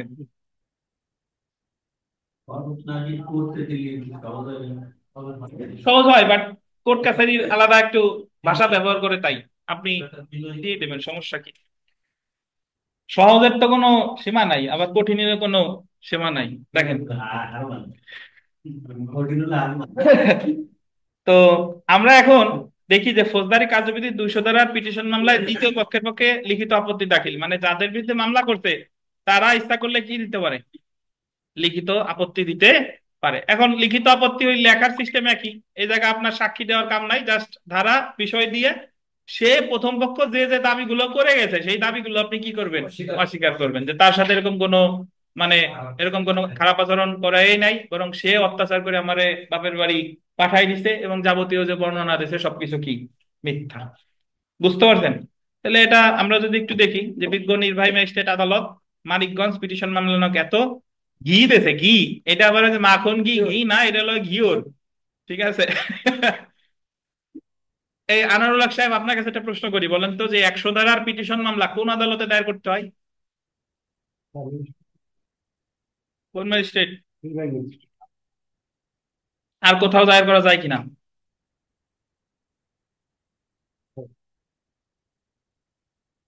বলেন। পারেন তো ইনশাল্লাহ। জুডিশিয়াল ম্যাজিস্ট্রেটের কাছেও করা যায় নাকি? নির্বাহী ম্যাজিস্ট্রেটের কাছে তো করা যায়, জুডিশিয়াল ম্যাজিস্ট্রেটের কাছে করা যায়। তো আমরা যদি লিখিত আপত্তি দেখি, নিজাম মোল্লা প্রথম পক্ষ, বনাম সাইজুদ্দিন দ্বিতীয় পক্ষ, ধারা বিষয়। এখানে একটা জিনিস লক্ষ্য করছেন যে লিখিত আপত্তিতে সাক্ষীর নাম দেওয়া লাগে না, ঘটনার স্থান ঘটনার তারিখ এগুলো দেওয়ার দরকার নাই। হুম। দ্বিতীয় পক্ষের বিনীত নিবেদন এই যে, যদিও এটা ওই জায়গার লিখিত আপত্তি না, এটা অন্য একটা মামলার লিখিত আপত্তি, বাট আপনারা ওই জায়গার ওই মামলার লিখিত আপত্তিও লেখা কিন্তু সহজ। উনি ওই জায়গায় প্রথম পক্ষ বলছিল নিরীহ শান্তিপ্রিয়, এই এই জায়গা নিরীহ শান্তিপ্রিয় কে? দ্বিতীয় পক্ষ। তারপর উনি মোটামুটি যা যা দাবি করছে সবগুলো কি অস্বীকার করবো, এই তো। দেখেন। জি। জি। হ্যাঁ। না, এই নাম্বারই, ওই নাম্বারই, কারণ উনি তো ওই মামলার দরখাস্তই লিখতেছে, ওই মামলার উত্তর দিচ্ছে। ঠিক আছে, আলাদা না। এটাই প্রথম পক্ষের দরখাস্তের, এই দেখেন, প্রথম পক্ষের দরখাস্তের যাবতীয় উক্তি মিথ্যা বানোয়াট আইনের পরিপন্থী হয়, উক্ত মামলা ডিসমিস যোগ্য বটে। আপনার তো এসে আপনার দরকার হলো তার মামলা যাতে কি হয়ে যায়, খারিজ হয়ে যায়। যে সকল কারণ উপাদান বিদ্যমান থাকলে উক্ত মামলা চলতে পারে, তার কোনো কারণ বা উপাদান বিদ্যমান না থাকায় উক্ত মামলা ডিসমিস যোগ্য বটে। প্রথম পক্ষের যাবতীয় উক্তি মিথ্যা বানোয়াট এবং আইনের পরিপন্থী হয় উল্লেখিত দ্বিতীয় পক্ষ উক্ত মামলা যাবতীয় উক্তি দৃঢ়ভাবে অস্বীকার করতেছে। প্রকৃত বৃত্তান্ত এই যে, দ্বিতীয় পক্ষগণ ভিকটিম সহজ সরল হবে, সকল হয়ে গেছে, একটু ঠিক করে নেন, সহজ সরল, সহজ সরল পাইছেন? সহজ সরল। এবং এটা আপনি কিন্তু যাই 100 ধারা মামলা করে দিতে পারবেন, এখন হয়তো বা সমস্যা, আগে কিন্তু মানে এখন আমাদের গোপালগঞ্জ বারে উকিল বেড়ে গেছে, যে কারণে ওই উকিল ছাড়া অন্য কেউ মুভ করলে টের পেয়ে যাবে, করতে দেয় না। একসময় কিন্তু ওই যে 107, 144 এগুলো উকিল ছাড়া গিয়েও লোকজন করছে, মানে যারা শিক্ষানবিশ তারা দায়ের করছে। তো দেখেন, ভিকটিম সহজ সরল আইন মান্যকারী এবং শান্তিপ্রিয় লোক হইতেছে। পক্ষান্তরে প্রথম পক্ষ তার পরিবারের লোকজন লাঠিয়াল, এই যে হারমাত, পরধন হবে, পরধন লোভী, পারধন হয়ে গেছে, পরধন লোভী, নির্যাতনকারী ও খারাপ শ্রেণীর লোক হইতেছে। প্রথম পক্ষের সহিত ভিকটিম শেফালী বেগমের বিগত 4 ফেব্রুয়ারি 2014 তারিখে ইসলাম ধর্মের বিধানমতে বিবাহ হয়। বিবাহের পর ভিকটিম প্রথম পক্ষের বাড়িতে যাইয়া ঘর সংসার সহবাস ও বসবাস করার ফলে প্রথম পক্ষের ঔরসে ভিকটিমের গর্ভে এক সন্তান আসে। ভিকটিমের পেটে সন্তান আহ এর বয়স হবে 7 মাস। প্রথম পক্ষ ও তার পরিবারের লোকজন ভিকটিমের ভাইয়ের নিকট 2 লক্ষ টাকা যৌতুক দাবি করিয়া ভিকটিম শেফালী বেগমকে শারীরিক ও মানসিক নির্যাতন করে। এরপর ভিকটিম শেফালী বেগম উক্ত যৌতুকের টাকা দিতে অস্বীকার করিলে কারিয়ে রাখিয়ে এক কাপড়ে ভিকটিমকে তার ভাইয়ের বাড়িতে রাখিয়া যায়। সেই হতে ভিকটিম তার পিতার বাড়িতে অবস্থান করিতেছে। তো জবাব কিন্তু আসলে আমরা প্রথম যেটা পড়ছি সেটার জবাব না, আমি বোঝাই, সেটার জবাব হলেও লিখতে পারবেন না ইনশাল্লাহ, লেখা যাবে, সমস্যা নেই। তারপরে যদি আমরা দেখি যে দ্বিতীয় পক্ষ ভিকটিম শেফালী বেগমকে তার ইচ্ছার বিরুদ্ধে আটক করিয়া রাখে নাই, ওই যে বলছে দেখছেন, মানে প্রথম পক্ষ তো বলছিল তার ইচ্ছা করে আটকে রাখছে, আর এই জায়গায় বলতেছে কি ইচ্ছা করে আটকে রাখে নাই। প্রথম পক্ষ তার পরিবারের লোকজন ভিকটিমকে মারপিট করিয়া এবং যৌতুক দাবি করিয়া তার পিতার বাড়িতে রাখিয়া যায়। ভিকটিম শেফালী বেগম তার ভাইয়ের বাড়িতে বসবাস করিতে ইচ্ছুক। প্রথম পক্ষের মামলার যাবতীয় উক্তি মিথ্যা হইতেছে, শুধুমাত্র দ্বিতীয় পক্ষকে হয়রানি করার জন্য মিথ্যা মামলা দায়ের করিতেছে। এমত অবস্থায় উক্ত মামলা ডিসমিস হইবে। আর শুনানিকালে উকিলের বাচনিক প্রকাশ পাবে। বাচনিক মানে মানে কি বলেন তো? বচন দিয়া বলবে, মুখে বলবে, ইতি টান অমুক। তো আশা করি আহ 100 ধারা এবং 98 ধারা রিলেটেড কোনো মুসাফিরা যদি আসে আপনারা ইনশাল্লাহ উত্তর করতে পারবেন নাকি? তো আমরা আমাদের 3-এর খ নাম্বার প্রশ্ন যদি একটু চলে আসি। 3-এর খ, যে একটি মামলার বিচার বা তদন্ত চলাকালে বা পরে অপরাধ সংগঠনে ব্যবহৃত সম্পত্তি বিষয়ে ফৌজদারি আদালত কি ব্যবস্থা নিবে? আপনার এই মামলার সময় যে জিনিসপত্র জব্দ করলো, টাকা পয়সা হইতে পারে, গাড়ি হইতে পারে, মোবাইল হইতে পারে, সোনা গহনা হইতে পারে, এটা তো জব্দ করে নিয়ে গেছে পুলিশ। তো এই যে যে সম্পত্তিটা নিল এটা কি করবে? এটা কি যে দাবিদার সে কি পাবে কিনা, তা আদালত কি সিদ্ধান্ত নিতে পারে, এটা জানতে চাইছে। আর কখন একটি ফৌজদারি আদালত একজন অপরাধীকে সাজা প্রদানের পর কোনো স্থাবর সম্পত্তি পুনরুদ্ধারের নির্দেশ দিতে পারেন, আলোচনা করুন। তো বলতেছে ফৌজদারি কার্যবিধিতে এই আমাদের 3-এর খ-এর যে দ্বিতীয় অংশ, জায়গা বলতেছে স্থাবর সম্পত্তি পুনরুদ্ধারের আদেশ। নর্মালি ফৌজদারি মামলায় দেয় হলো সাজা বা জরিমানা, কিন্তু এই জায়গা বলতেছে যে সাজা প্রদানের পাশাপাশি কখন ওই বাদীকে তার দখল ফিরাই দিতে পারে, বাদীকে তার সম্পত্তির দখল ফিরাই দিতে পারে। তো আমরা একটু প্রশ্নের উত্তরে চলে আসি।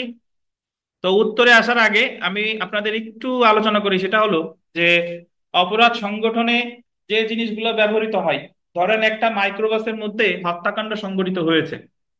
তো হত্যা করছে একজন আর একজন দেখ, বাট গাড়ির মালিক ধরেন অন্যজন, বা গাড়ির মালিক সে আসামিই হলো। আসামি গাড়ির মালিক হইলে এমন তো না যে গাড়ি জব্দ করবে, গাড়ি তো পাওয়ার সে হকদার, তার ফাঁসি হবে বা জরিমানা হবে, বাট গাড়ি পাওয়ার তো তার অধিকার আছে, অবশ্যই আছে। এখন ধরেন তার গাড়ি জব্দ করছে, তো তখন এই গাড়িটা কি হবে, বা এই গাড়িটা জিম্মায় আনার জন্য যে দরখাস্ত সেটা কত ধারায় করা হয় বা কিভাবে করা হয়। তো এই সম্পর্কে আমাদের ফৌজদারি কার্যবিধির 516 ক এবং 517 ধারায় আলোচনা করছে। 516 কতে বলতেছে যদি মামলা চলমান থাকে, বিচারাধীন থাকে, অনুসন্ধান বা বিচার কি চলমান থাকে, তাহলে আপনাকে জিম্মায় আনার দরখাস্ত করতে হবে 516 কতে। 516 কতে। আর মামলাটা যদি বিচার নিষ্পত্তি হয়ে যায় তাহলে জিম্মা আনার দরখাস্ত করতে হবে কততে? 517-তে। 517-তে। যদিও বাস্তবে বা প্র্যাকটিসে জিম্মায় আনার দরখাস্তে কোনো ধারা উল্লেখ করে না, বুঝতে পারছেন? বাট পরীক্ষার সময় যদি আসে ভাই, আপনার কিন্তু ধারা উল্লেখ করতে হবে। আর পরীক্ষার সময় যদি আপনার ওই মানে চাই যে কত ধারা অনুসারে ফৌজদারি কার্যবিধির কত ধারা অনুসারে জিম্মা আনার দরখাস্ত করতে হবে বা কত ধারা অনুসারে জামিনের দরখাস্ত করতে হবে, সংশ্লিষ্ট আইনের বিধানের আলোকে আলোচনা করুন। বাট আমরা আপাতত যেটা আপনাদের শিখাইলাম সেটা হলো কি, যদি মামলা চলমান থাকে তাহলে ধারা জিম্মা আনার দরখাস্ত কত? 516 ক। আর যদি মামলা নিষ্পত্তি হয়ে যায় তাহলে কত? 517। একটু পড়ি দেখেন।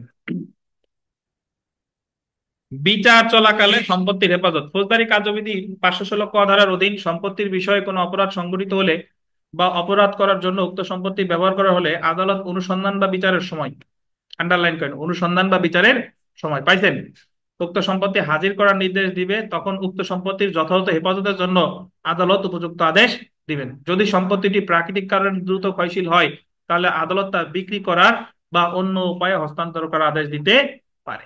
মানে আদালত ইচ্ছা করলে আপনার ফেরত দিতে পারে, আদালত নিজের জিম্মায় রাখতে পারে, অথবা যদি দ্রুত পচনশীল হয়, ধরেন জব্দ করতে একটি এক তরমুজ, এখন ওই তরমুজ তো কিছুদিন পরে কি হয়ে যাবে? নষ্ট হয়ে যাবে। তাহলে আদালত যে কোনো বিক্রি করার নির্দেশ দিতে পারে বা অন্য কোনো যৌক্তিক আদেশ দিতে পারে। কি গরম লাগছে? যে সম্পত্তি সম্পর্কে অপরাধ হয়েছে তা নিষ্পত্তির আদেশ। দেখেন ধারা 517 অনুযায়ী কোন ফৌজদারি আদালতে কোনো অপরাধের বিচার বা অনুসন্ধান, আন্ডারলাইন করেন, বিচার বা অনুসন্ধান শেষ হবার পর। 517-তে কি বলছে? আর ওই জায়গায় কি বলছিল ভাই? বিচার বা অনুসন্ধান কি চলাকালে। আদালত যদি মনে করে উক্ত অপরাধ দলিল বা সম্পত্তি বিষয় সংগঠিত হয়েছে, তখন আদালত উক্ত সম্পত্তি বা দলিল ধ্বংস করতে পারে, বাজেয়াপ্ত করতে পারে, বা অর্পণের মাধ্যমে হস্তান্তরের আদেশ দিতে পারে। এখন আপনারে ধরেন জাল দলিল যদি হয় কি করবে? ধ্বংস করবে। যদি এক ট্রাক ফেন্সি ডিল হয়, আবার জিম্মায় আনার দরখাস্ত দিবেন যে আমার ফেন্সি ডিল আমি ফেরত চাই। তো ওটা তো আদালত তো ওইটা নিলামের আয়োজনও করবে না, তাহলে মাদক দ্রব্য কি করে দেয়? সরাসরি ধ্বংস করে দেয়। যদি তরমুজ হইতো বা গরু ছাগল হইতো বা অন্য কোনো জিনিস হইতো তাহলে সেটা কি করতো? বিক্রি করতো। আর যেটা রাখা যায় তো রাখতো, না হলে তারে দিয়ে দিবে আর কি। যাই হোক, এখন আমরা একটু পরের অংশে আসি। দেখেন, আসামির থেকে পাওয়া অর্থ নিরপরাধকে তাকে প্রদান।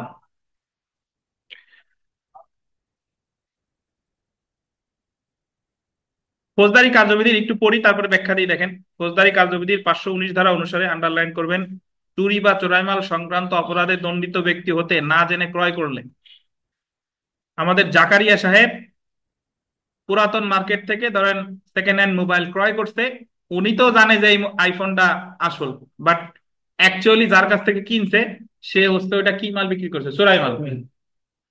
আদালত উক্ত সম্পত্তি মূল মালিককে ফেরত দিবে, এবং যে ব্যক্তি না জেনে ক্রয় করেছে সে আবেদন করলে আদালত দণ্ডিত ব্যক্তি থেকে সম্পত্তির মূল্য ক্রেতাকে প্রদানের নির্দেশ দিবে। এখন ধরেন উনি তো জাকারিয়া সাহেব মোবাইল এনে ব্যবহার করতেছে, 4-5 দিন ব্যবহার করতেছে, হঠাৎ পুলিশের ফোন আসছে এবং পুলিশ বলতেছে যে এই মোবাইলটা হচ্ছে অমুকের, তো অমুকের, ঠিক আছে। তো এখন ধরেন মোবাইলের মালিক আলম সাহেব, তাহলে জাকারিয়া তো বড় বাসা বেঁচে গেছে, তার ওই চোরাই মালের মামলায় যাওয়া লাগলো না, পুলিশ তারে বাঁচাই দিছে, জাস্ট মোবাইলটা নিয়ে ওই আপনার আলম সাহেবরে দিয়ে দিল, আর যে চোর বিক্রি করছে তারে ধরলো। বাট জাকারিয়ার তো মোবাইল হয়ে গেল, আবার কি টাকাও গেল।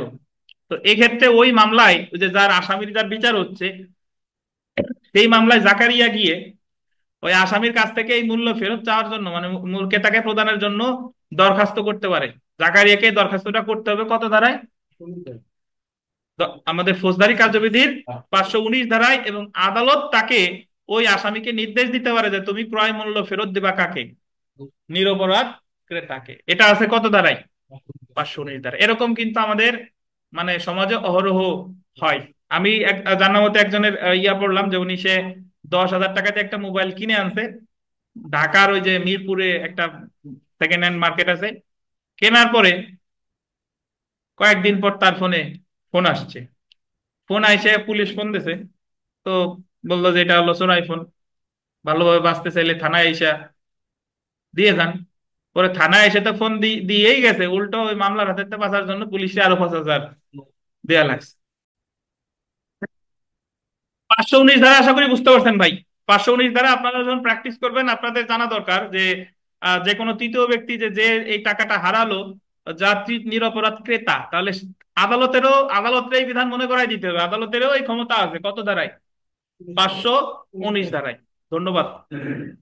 সাজা প্রদানের পর স্থাবর সম্পত্তি পুনরুদ্ধার খুবই গুরুত্বপূর্ণ একটা মানে বিধান, জুডিশিয়াল সার্ভিস পরীক্ষা একবার এসেছিল, আপনাদেরও জানা দরকার। তো এখানে যে কথাটা বলতেছে সেটা হলো, যদি আপনার অপরাধমূলক বল প্রয়োগ অথবা অপরাধমূলক ভীতি প্রদর্শন, এই দুইটা অপরাধ সংগঠিত হয় এবং এই দুইটা অপরাধের মাধ্যমে কাউকে বেদখল করা হয়। অপরাধমূলক বল প্রয়োগ কি, আমি একটু ব্যাখ্যা দিই। আমাদের দণ্ডবিধির 350 ধারায় সংজ্ঞা দেওয়া হয়েছে, যদি একজন ব্যক্তি আরেকজন ব্যক্তিকে নিজের শরীরের মাধ্যমে, কোনো বস্তুর মাধ্যমে, কোনো প্রাণীর মাধ্যমে কারো গতিশীল করে, গতিরোধ করে বা গতি পরিবর্তন করে অপরাধ সংগঠনের উদ্দেশ্যে, তখন সেটার বলে কি? অপরাধমূলক বল প্রয়োগ। আর ক্রিমিনাল ইন্টিমিডেশনের সংজ্ঞা দেওয়া হয়েছে 503 ধারায়, শাস্তি 506 ধারায়, যেখানে বলা হয়েছে আপনি ভীতি প্রদর্শন কইরা ভয় দেখাইছেন যে এই বাড়ি থেকে যদি তুমি না নামো এখনই তোমার হত্যা করা হবে, এই ভয় দেখাইছেন। এবং ধরেন আনোয়ারুল হক সাহেব শক্তিশালী, উনি যাইয়ে তানভীরকে বললো যে আজকে এই বাড়ি থেকে নামবা, ভয় নাইলে তোমার খবর আছে, আজকে হত্যা করা হবে, এবং এই কথা বলে তানভীরের ধাক্কা টাক্কা দিয়ে তানভীরের বাড়ি থেকে তানভীরে কি করছে? বেদখল করছে। তো একে তো বেদখল তো করছে, প্লাস তানভীর রে কি অপরাধের ভয়টাও দেখাইছে। এখন তানভীর গিয়ে আমাদের এই নূর ইসলাম ভুইয়ারের কাছে গিয়েছে, মামলা করে দিছে ভুইয়া অপরাধমূলক বল প্রয়োগ আর ভীতি প্রদর্শন, এবং মামলা শেষে প্রমাণিত হলো যে আসলেই আনোয়ারুল হক সাহেব ভয় দেখাইছে এবং অপরাধমূলক বল প্রয়োগ করেছে। তার মানে কি প্রমাণিত হলো? যদি এই দুইটা করে থাকে তার মানে উনি বেদখলও কি করছে, করছে কিনা? বেদখলও করছে। তাহলে আদালত বলবে যে তুমি যেহেতু এই দুইটা অপরাধ করেছো, প্রমাণিত হয়েছে, তাহলে আনোয়ারুল হক সাহেব আপনি তানভীরকে দখল বুঝাইয়া দিবেন, স্থাবর সম্পত্তির দখল বুঝাই দিবেন। ওই বলতে পারে যে 1 মাসের মধ্যে অথবা তাৎক্ষণিক ভাবেও আদেশ দিতে পারে। বাট এটা কিন্তু ভাই আপনার সকল অপরাধের ক্ষেত্রে না। কি অপরাধ? অপরাধমূলক বল প্রয়োগ, অপরাধমূলক বল প্রয়োগ, আর একটা হচ্ছে কি ভীতি প্রদর্শন। দেখেন, ফৌজদারি কার্যবিধির 522 ধারা অনুযায়ী কোনো ব্যক্তি অপরাধমূলক বল প্রয়োগ আছে না, তারপরে বা থেকে ওই আহ, বা থেকে প্রদর্শন পর্যন্ত কেটে দেন। স্ক্রিনে দেখেন, আমি বলি, এই যে স্ক্রিনে দেখেন, বা থেকে এই যে কাট সরি, এই বা থেকে এই প্রদর্শন পর্যন্ত কেটে দিবেন। কি হলো, দাগ এরকম হয়ে যাচ্ছে কেন? এবার দেখেন, এই যে বা থেকে,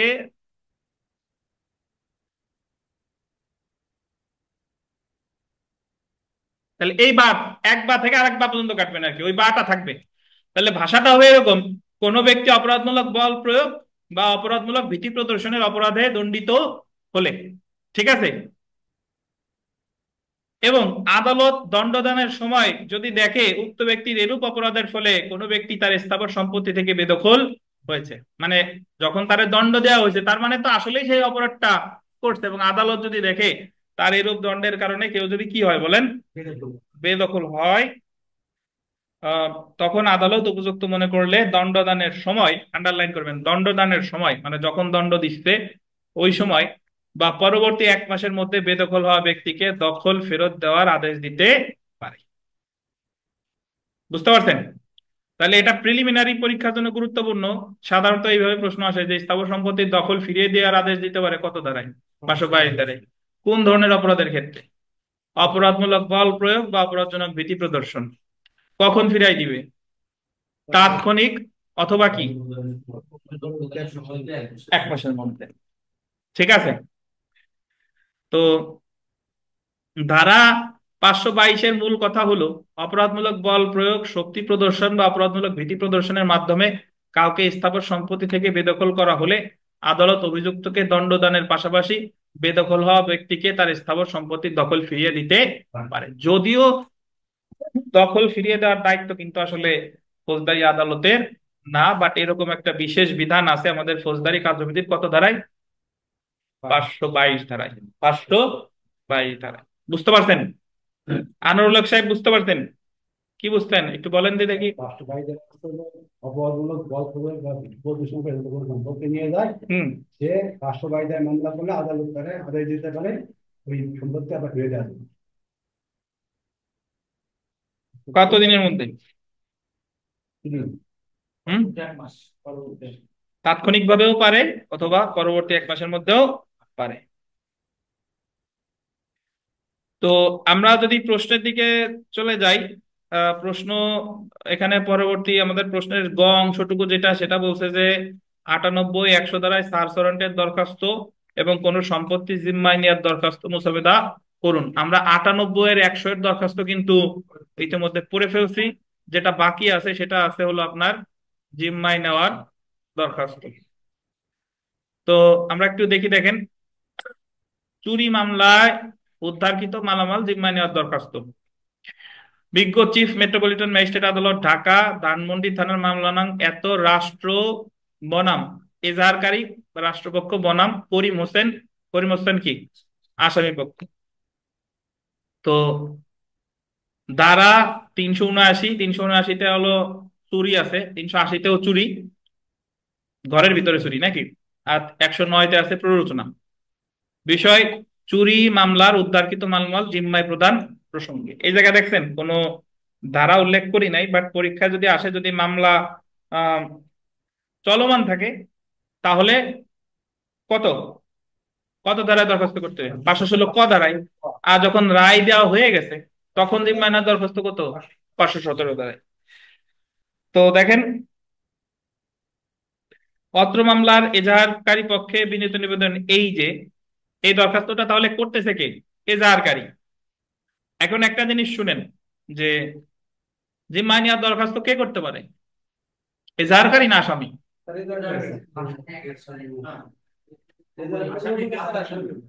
তো সেটা বলেন, যার জিনিস সে চাবে। যার সে আসামিও হইতে পারে, সে কি বাদীও হইতে পারে। এমন না যে আসামি হইলে তার চাওয়ার অধিকার নাই। তার যদি গাড়ি তারাই গাড়ি মোটরসাইকেল যাই হোক, তার যদি বৈধ কাগজপত্র থাকে, তার জিনিস চাওয়ার অধিকার তার নাই? অবশ্যই আছে। তবে অবৈধ কোনো জিনিস চাওয়া যাবে না। যদি বলেন যে আমার 500 গ্রাম গাঁজা ফেরত দেন, এটা হবে না। দেখেন, অত্র মামলায় এটা হয়েছিল কিভাবে একটু, ওই যে আমাদের সাথে, আমাদের তো এসএসসি পরীক্ষার সময় সিট পড়ছিল স্বর্ণকলি স্কুলে, আমাদের সাথে একজন ছিল রিয়াজ, একেবারে ওই চিকনা ছিল, আম, গায়ে পায়ে মাংস টাংস কিছু ছিল না, বাট বড্ড পাজি আর কি, ওর মতো পাজি। আবার আমার সিট পড়ছিল দুই পাজির মাঝখানে, একজন হলো রিয়াজ আর নিয়াজ, এই দুইজনের মাঝখানে আমি। তো ও করতেছে কি, আমাদের তখন মনে আছে আপনার রসায়ন পরীক্ষা চলতেছে, তো ও করতেছে, ওর হাতে একটা রুমাল আছে, ওই রুমাল দিয়ে কিছুক্ষণ পর পর একটু মুছে টেবিলের উপর রুমালটা রাখে, কিন্তু প্রকৃতপক্ষে ওর হাতের মধ্যে হলো আপনার কম্পোজ ভরা, নকল করা ছোট ছোট অক্ষরে লেখা কম্পোজ করে নিয়ে আসছে। তো স্বর্ণকলি স্কুলের এক স্যার, ওই স্যারের নাম আসলে আমার ঠিক মনে নাই, উনি দেখা কিছুক্ষণ দেখার পরে ওর কাছে এসে ওর যে নকল টকল ছিল নিয়ে চলে গেছে। মানে ওরে ভালো মন্দ কিছু বলে নাই, যে তোমার লেখার দরকার লেখো, কিন্তু ওরে কিছু বলে নাই। হিসাবে তো ওরে করার কথা কি, এক্সপেল করার কথা, বাট উনি কিছু বলে নাই, জাস্ট নকল নিয়ে চলে গেছে। তো ও তো আর লিখতে পারতেছে না। 5 মিনিট পর দাঁড়াইছে, দাঁড়ায় বলতেছে, স্যার আমার জিনিস ফেরত দেন। কি ফেরত দেবো? যে যে নকল আপনি যা নিয়েছেন তাই ফেরত দেন, আমার কিছু বাদে নাই, নাহলে তো আমি ফেল করব। ঠিক আছে, এখন স্যার তো অবাক। স্যার বলতেছে যে, স্যার তখন সবাই যে বলতেছে, দেখছো যে এই ছেলেটার সাহস কত, যে এ এর এর কাছ থেকে নকল নিলাম, একে বহিষ্কার করলাম না, তো এর কত বড় সাহস, ও আবার নকল ফেরত চাচ্ছে। তা ও আবার বলছে, স্যার তা আমার তো বাধা নাই, আমি করবো কি? তো যাই হোক, একটু পরে ও বসছে, স্যার তো এই দেয় নাকি, তো এরপরে আমার খাতা দেখে লেখা শুরু করছে। তো এখন বলতে স্যার নকল না দেন তাই আমি সনি খানের খাতা দেখে লিখবো, আমার কিছু বলতে পারবেন না। তো এ হচ্ছে রিয়াজ। পরে ওর দেখার চোটে পরে স্যার আবার ওটা একটু মৌন সম্মতি করে দিয়েছে আর কি। তো ও দেখছে, শেষমেশ আমার খাতা নিয়ে গেছে স্যার, যে ওর দেখার জন্য আমার, অবশ্য তখন লেখা টাকা শেষ হয়ে গেছে, পরে আমার খাতা নিয়ে গেছে, ওর রসায়নেই ফেল করছিল। তো সিগন্যাল না না না, উনি না, ওই রিয়াজ তো ভালো ছাত্র ছিল, আলাদা। তো সিগন্যাল হ্যাঁ ওই না, এই রিয়াজের বাবা হচ্ছে উনি এটা বলাকৈর বাড়ি না বনগ্রাম, কোথায় যেন। হ্যাঁ হ্যাঁ হ্যাঁ হ্যাঁ, বন্ধু রিয়াজ, হ্যাঁ চিকনা মতো রিয়াজ, জি। আর ও যে রিয়াজের কথা বলতেছেন, ওর হলো ইবনে মোহাম্মদ আবু সালে খসরু, ওর নাম এখনো মনে আছে, বড় নাম তো। ওটা তো দেখেন, যাই হোক, তো এরকম যেন কোনো আসামি জানি আবার গাদা টাদা ফেরত চায় না, তাইলে তো সমস্যা। তো দেখেন, ওই রিয়াজ হচ্ছে আমাদের যে রিয়াজের পাজি রিয়াজের কথা বললাম, ও আমাদের মডেল স্কুলে এমনি পরীক্ষার সময় সুভাষ স্যারে চ্যালেঞ্জ করতো যে স্যার আপনি পারলে আমার নকল ধরেন, এইভাবে, মানে হলো পাজির হাড্ডি আর কি, যত প্রকার দুষ্টু হওয়া যায়। দেখেন, যেহেতু অত্র মামলায় এজাহারকারী চুরির ঘটনার প্রেক্ষিতে উপরোক্ত মামলা দায়ের করে, যেহেতু অত্র মামলার তদন্তকারী কর্মকর্তা দুইজন আসামিকে গ্রেফতার করতে সক্ষম হয়, এবং আসামিদের দোষ স্বীকার জবানবন্দির প্রেক্ষিতে তদন্তকারী কর্মকর্তা এজাহারকারীর ব্যবহৃত অল্টন ব্র্যান্ডের টেলিভিশন সেট উদ্ধার করতে সক্ষম হয়, এই জিম মাইনার দরখাস্ত এখনকার প্রেক্ষাপটে একটু টিভি আর কে অল্টন ব্র্যান্ডের টিভি উদ্ধার করছে চোরদের কাছ থেকে। যেহেতু বর্তমানে উক্ত টেলিভিশন সেটটি থানার মালখানায় অযত্নে অবহেলায় পড়ে আছে, এবং উক্ত টেলিভিশনটি এইরূপ মালখানায় পড়ে থাকলে অচিরেই কি হয়ে যাবে, নষ্ট হয়ে যাবে। যেহেতু উপরোক্ত মামলার তদন্ত কাজ সম্পন্ন হয়েছে এবং সংশ্লিষ্ট তদন্তকারী কর্মকর্তা বিজ্ঞ আদালতে তদন্ত রিপোর্ট জমা দিয়েছে, যেহেতু অত্র মামলার এজাহারকারী আবেদনের প্রেক্ষিতে জব্দকৃত টেলিভিশনটি এজাহারকারীর নিকট জিম্মায় প্রদান করা আবশ্যক। যেহেতু সাক্ষ্য প্রদানকালে এজাহারকারী উক্ত টেলিভিশনটি প্রয়োজনে আদালতে উপস্থান করতে বাধ্য থাকবে, যদি দরকার হয় বলছে যে যে কোনো সময় হাজির করতে বাধ্য থাকবো। অতএব মহোদয়ের নিকট বিনীত প্রার্থনা এই যে বিচারের সাথে উপরোক্ত এজাহারকারী টেলিভিশন জিম্মায় নেওয়ার আবেদন মঞ্জুর করতে মহোদয়ের সদয় মর্জি হয়, ইতি তাং এত। বাট এই দরখাস্তের সাথে সাথে আপনার ফিরিস্তি আকারে, ফিরিস্তি একটা ফর্ম, যেখানে বলতে হবে যে অমুক তারিখে আমি অল্টন কিনছিলাম, এই যে আমার ক্রয় রসিদ, টিভির মডেল নাম্বার এই এই সম্পর্কে আপনার বিস্তারিত বিবরণ দিতে হবে আর কি। অনেক সময় গাড়ি থেকে মাদক পাওয়া যায় স্যার, গাড়িটাও তো জব্দ হয় জি স্যার। যখন এই গাড়ি চালানোর জন্য যেটা করতেন তাহলে স্যার এইভাবে জি জি এটাই। বাট সেই ক্ষেত্রে আপনার গাড়ির মালিককে যে যত পেপারস আছে, চেসিস নাম্বার কত, ইঞ্জিন নাম্বার কত, কিভাবে মালিক, এই রিলেটেড বিস্তারিত বর্ণনা আপনার দরখাস্তে থাকতে হবে।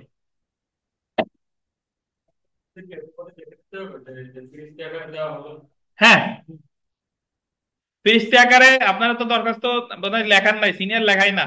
ওই জায়গা প্রেয়ারের পরে ওই ফিরিস্তি, যে ফিরিস্তির বর্ণনা থাকে যে কোন কত কাগজ কি কয় ফর্দ দিছে, এটা তো আপনি ফর্মেই আপনার দরখাস্তেই লিখবেন, প্লাস ফর্মে তো থাকবেই মোট কাগজ এত ফর্দ।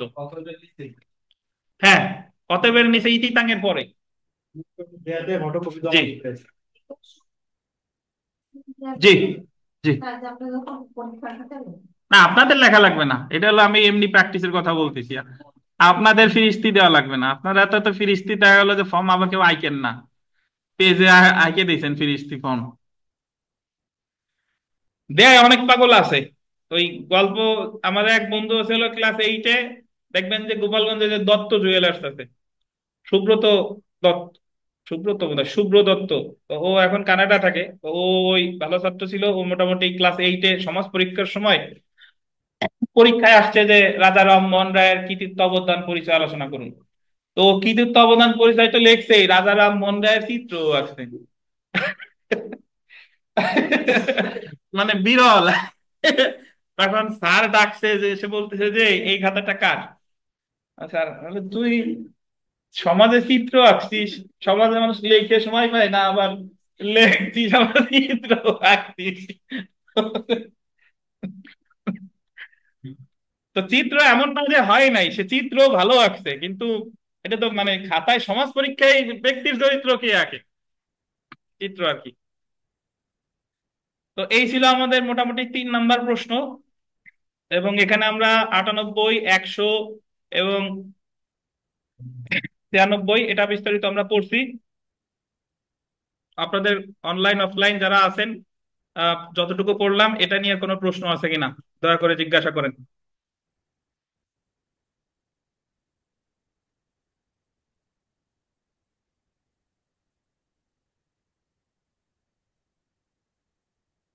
এবং এখান থেকে সাধারণত যদি প্রশ্ন হয় ওই যে এইভাবেই আসতে পারে, বা যদি আপনার ফ্যাক্ট আকারে দেয়, পারবেন না ইনশাল্লাহ যে অমুক অমুক অপরাধ হইছে, তারপরে তাকে বেদখল করছে, এবং এই যে যে তাকে যে কাজটা করলো মানে দখল ফিরাই দিতে আদালত পারবে কিনা, তাহলে আমার আলোচনা করতে হবে কত ধারা, 522 ধারা। আপনাদের আরেকটা জিনিস একটু পড়াবো, সেটা আমাদের এখানে। আচ্ছা দেখেন, এখানে মেইনলি আমাদের যে 2টা ধারা লাগবে আর কি, আলাদা একটা মানে পেজ দিলাম, ওয়ারেন্ট রিলেটেড, যে ওয়ারেন্ট কে ইস্যু করতে পারে, ওয়ারেন্ট কিভাবে কার্যকর করে, এই বিধিবিধান সংক্রান্ত। তো এটা আসলে আহ, একবার জুডিশিয়াল সার্ভিস পরীক্ষায় আমাদের ফৌজদারি কার্যবিধির 86 ধারা থেকে একটা প্রশ্ন এসেছিল। 86 ধারার প্রশ্নটা ছিল এরকম, যে একজন ব্যক্তি ধরেন মামলাটা হইছে আহ, চট্টগ্রাম মেট্রোপলিটন ম্যাজিস্ট্রেট আদালতে, ওয়ারেন্ট ইস্যু করছে আসামির প্রতি, আসামিরে এসে গ্রেফতার করছে আপনার বরিশালের বাকেরগঞ্জে, বরিশালের বাকেরগঞ্জে। এবং পরবর্তীতে বরিশাল বাকেরগঞ্জ যে আদালত থেকে ধরেন আসামি জামিনপ্রাপ্ত হয়েছে, আসামি জামিনপ্রাপ্ত হয়েছে। তো এই যে যে আসামি যে জামিনপ্রাপ্ত হলো বরিশালের বাকেরগঞ্জ থেকে, এই আদেশটা কি বৈধ হলো কিনা। মূল মামলা হচ্ছে কোথার, মূল মামলা হচ্ছে চট্টগ্রামের, কিন্তু সে গ্রেফতার হয়েছে কোথায়, বরিশালের বাকেরগঞ্জে, এবং পরবর্তীতে সে জামিনপ্রাপ্ত হয়েছেও কোথায়, ওই বাকেরগঞ্জে যেখানে গ্রেফতার হয়েছে সেখানে। তো এই যে যে আদালত, বরিশালের যে আদালত তাকে যে জামিনটা দিল, এটা কি আসলে বৈধ হয়েছে কিনা। জি পিছনে কেটে দেওয়া আছে, ওইটা কেটে না দিলে তো আচ্ছা, সেটা মানে ওই প্রশ্নটা আসছে, আমি বুঝাবো দেখেন। তো প্রথমে আমরা এটা প্রিলি 75, 76 ধারা আপনাদের লাগবে না, বাট তারপরেও আমি একটু 75 ধারা থেকে একটু আলোচনা করি। সেটা একটু ধারা 75 ধারাটা যদি একটু দেখি, যে আমাদের ফৌজদারি কার্যবিধির ধারা 75 থেকে 86 পর্যন্ত হলো ওয়ারেন্ট সম্পর্কে আলোচনা করছে। কত ধারা থেকে কত, 75 থেকে 86। তো 75 ধারায় বলছে যে প্রতিটি গ্রেফতারি পরোয়ানা লিখিত এবং আদালতের প্রিজাইডিং অফিসার বা ম্যাজিস্ট্রেট কর্তৃক স্বাক্ষরিত ও আদালতের সিল মোহরযুক্ত হবে। তাহলে গ্রেফতারি পরোয়ানা মানে হলো ওয়ারেন্ট। ওয়ারেন্ট কি হতে হবে? লিখিত হতে হবে এবং প্রিজাইডিং অফিসার বা ম্যাজিস্ট্রেট কর্তৃক স্বাক্ষরিত অথবা সিল মোহরযুক্ত হবে। প্রত্যেকটি পরোয়ানা উহা প্রদানকারী আদালত বাতিল না করা পর্যন্ত বা উহা কার্যকর না হওয়া পর্যন্ত বলবৎ থাকবে। এটা একটা আন্ডারলাইন করেন আপনাদের যারা সামনে আছেন।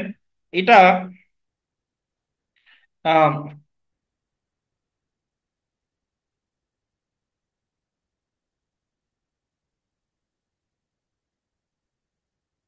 দেখেন, এটা হলো মানে খুবই গুরুত্বপূর্ণ কথা। গোপালগঞ্জ চিফ জুডিশিয়াল ম্যাজিস্ট্রেট যদি কোনো ওয়ারেন্ট ইস্যু করে, তাহলে এই ওয়ারেন্টটা কার্যকর থাকবে কতদিন? যতদিন পর্যন্ত ওটা বলবৎ না হচ্ছে, মানে কার্যকর না হচ্ছে, ততদিন পর্যন্ত কার্যকর থাকবে। আর স্বয়ং চিফ স্যার যদি বাতিল না করে, যে ওয়ারেন্ট ইস্যু করছে তাকেই বাতিল করতে হবে। বুঝতে পারছেন? ইভেন হাইকোর্ট ডিভিশনও কি করতে পারবে না, ওয়ারেন্ট বাতিল করতে পারবে না। তাহলে ওয়ারেন্ট যে আদালত ইস্যু করেছে সেই আদালতকেই বাতিল করতে হবে।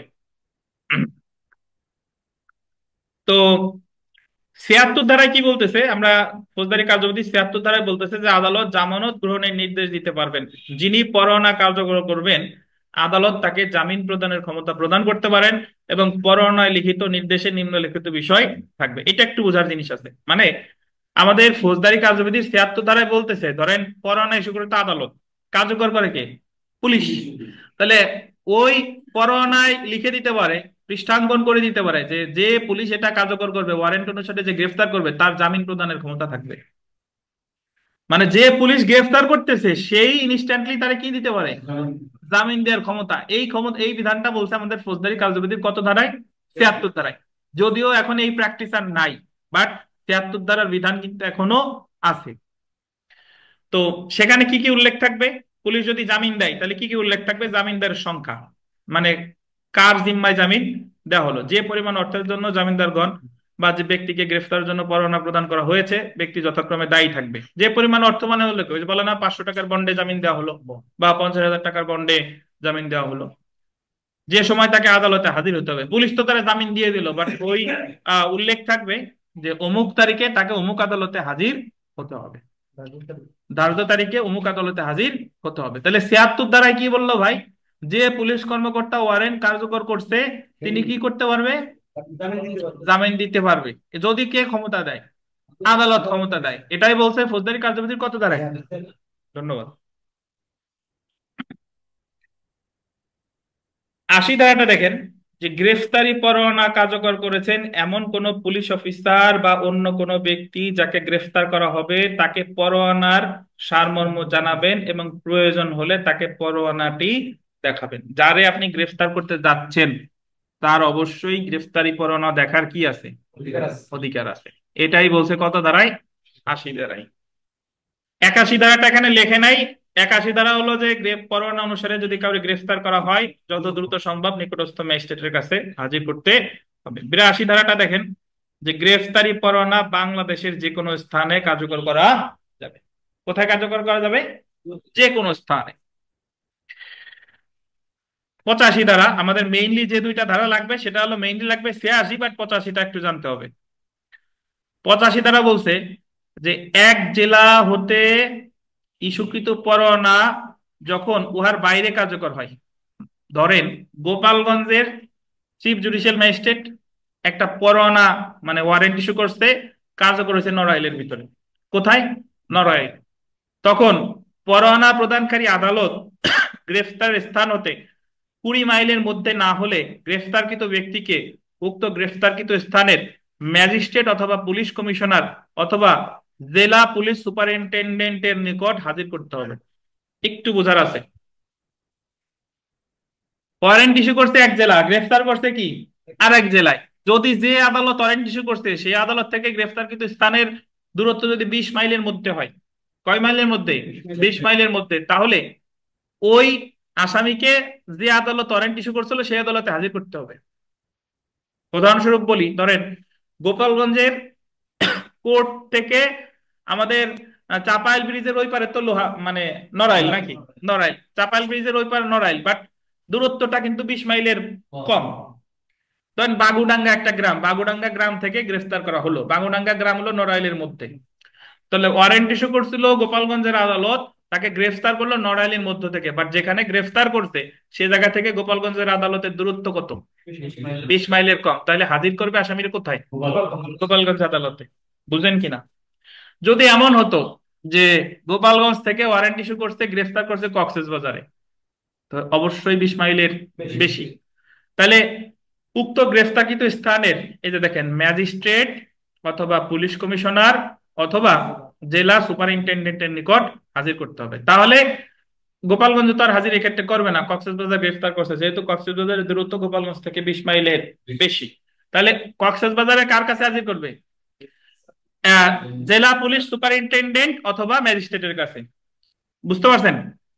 তো এখানে একটা জিনিস দেখেন যে পুলিশ কমিশনার তো আর হবে না। কেন হবে না? কারণ কক্সবাজার তো আর মেট্রোপলিটন এরিয়া না। তাহলে কক্সবাজারে ম্যাজিস্ট্রেটের কাছে অথবা জেলা সুপারিনটেন্ডেন্টের নিকট হাজির করতে হবে। এটা বলছে কোথায়? 85। তাহলে আমি আপনাদের যে সমস্যাটার কথা বলেছিলাম, যে মামলা হয়েছে চট্টগ্রামের আদালতে, অ্যারেস্ট করতে বরিশালের বাকেরগঞ্জে। তো বরিশালের বাকেরগঞ্জে তারে হাজির করছে, এটা কি বৈধ? এই পর্যন্ত বৈধ হয়েছে কিনা বলেন? এই পর্যন্ত কি বৈধ? কারণ চট্টগ্রাম হতে বরিশালের বাকেরগঞ্জের থানার দূরত্ব কত? 20 মাইলের বেশি। সো এই পর্যন্ত এটা অবৈধ হয় নাই। আচ্ছা, এখন জামিনের ব্যাপারটা বৈধ হয়েছে কিনা সেটা আলোচনা করব। দেখেন ধারা 86টা একটু পড়ি।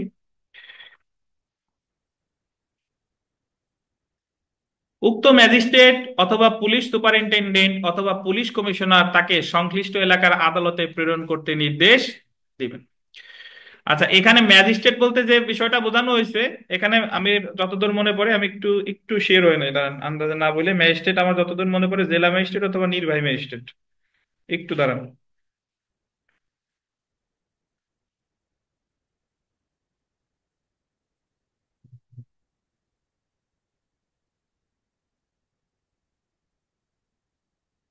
হ্যাঁ, এক্সিকিউটিভ লেখেন, এক্সিকিউটিভ। ওই যে 85 তো বলছে না, গ্রেফতারকৃত স্থানের ম্যাজিস্ট্রেট অথবা পুলিশ কমিশনার, ওই ম্যাজিস্ট্রেটের আগে লিখবেন নির্বাহী ম্যাজিস্ট্রেট। ঠিক আছে? নির্বাহী ম্যাজিস্ট্রেট লিখছেন 85-তে, ওই যে পাইছেন।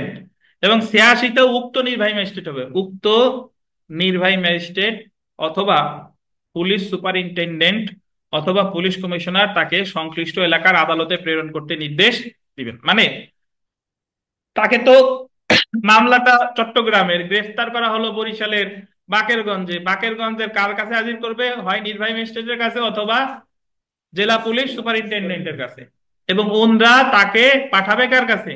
জুডিশিয়াল ম্যাজিস্ট্রেট আদালতে। তবে শর্ত থাকে যে, আন্ডারলাইন করবেন, অপরাধ যদি জামিনযোগ্য হয় এবং গ্রেফতারকৃত ব্যক্তি যদি উক্ত ম্যাজিস্ট্রেট অথবা জেলা সুপারিনটেন্ডেন্ট অথবা পুলিশ কমিশনের সন্তুষ্ট বিধান করে জামিন দিতে প্রস্তুত ও ইচ্ছুক থাকে, অথবা পরোয়ানার উপর মাত্র, আন্ডারলাইন করবেন, 76 ধারা মোতাবেক কোনো নির্দেশ লিখিত থাকে এবং উক্ত ব্যক্তি নির্দেশ মোতাবেক জামিন দিতে প্রস্তুত ও ইচ্ছুক থাকে, তাহলে ম্যাজিস্ট্রেট অথবা জেলা পুলিশ সুপারিনটেন্ডেন্ট অথবা পুলিশ কমিশনার উক্ত জামিন অথবা জামানত গ্রহণ করবেন এবং মোসলেকাটি পরোয়ানা প্রদানকারী আদালতে প্রেরণ করবেন। একটু বুঝেন। ধরেন তারে তো, মামলা হচ্ছে চট্টগ্রামের, তারে গ্রেফতার করতে বরিশালে, তারে বরিশালের নির্বাহী ম্যাজিস্ট্রেটের কাছে নিয়ে গেছে বা বরিশালের এসপি সাহেবের কাছে নিয়ে গেছে। এসপি সাহেব দেখবে যে এটা কি জামিনযোগ্য অপরাধ কিনা। যদি জামিনযোগ্য অপরাধ হয় তাহলে এসপি সাহেব আর তারে আদালতে পাঠাবে না, সাথে সাথে উনি জামিন দিতে পারে। বুঝতে পারছেন? অথবা যদি দেখবে যে 76 ধারার কোনো কথাই জায়গা আছে কিনা, তাহলেও এসপি সাহেব জামিন দিতে পারবে। বুঝেন কিনা? কিন্তু যদি জামিন অযোগ্য অপরাধ হয়, কি অপরাধ? জামিন অযোগ্য, তাহলে আর এসপি সাহেব জামিন দিবেন না বা নির্বাহী ম্যাজিস্ট্রেট জামিন দিবেন না, তখন পাঠাই দিবে কার কাছে? বিচারিক ম্যাজিস্ট্রেটের কাছে। কোন এলাকার? ওই এলাকার।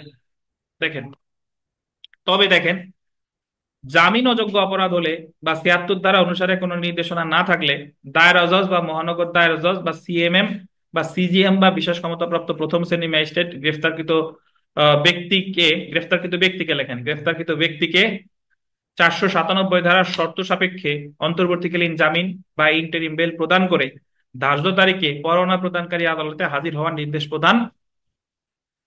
তো যখন বাকেরগঞ্জের এসপি সাহেব ওই ব্যক্তিকে জামিন দিতে পারলেন না, কারণ তিনি দেখলেন এটা জামিনযোগ্য অপরাধও না, এটা 73 ধারার কোনো কথাও নাই। তাহলে বাকেরগঞ্জ পাঠাই দিছে বরিশালের চিফ মেট্রোপলিটন ম্যাজিস্ট্রেটের কাছে, এবং ওই গ্রেফতারকৃত ব্যক্তির পক্ষে তিনি জামিন চাইতে পারেন, যেহেতু জামিন অযোগ্য অপরাধ।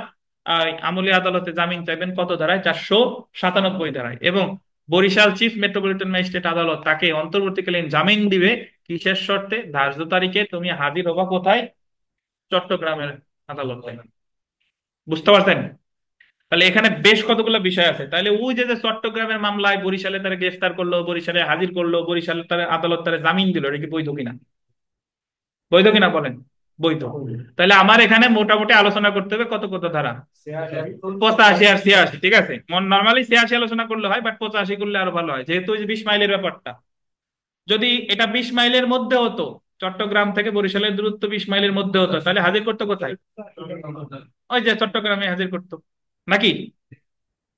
তাহলে এটা আপনাদের এই রিলেটেড একটা সমস্যা যেহেতু এসেছে, প্রথমবার পড়ানো হয় নাই, তো এটা একটু খেয়াল রাখেন যে এক জায়গার আসামি, মানে এক জায়গার মামলা যদি আরেক জায়গায় গ্রেফতার করে, তাহলে আমাদের অনুসরণ করতে হয় কত কত ধারা? 85 86। ঠিক আছে?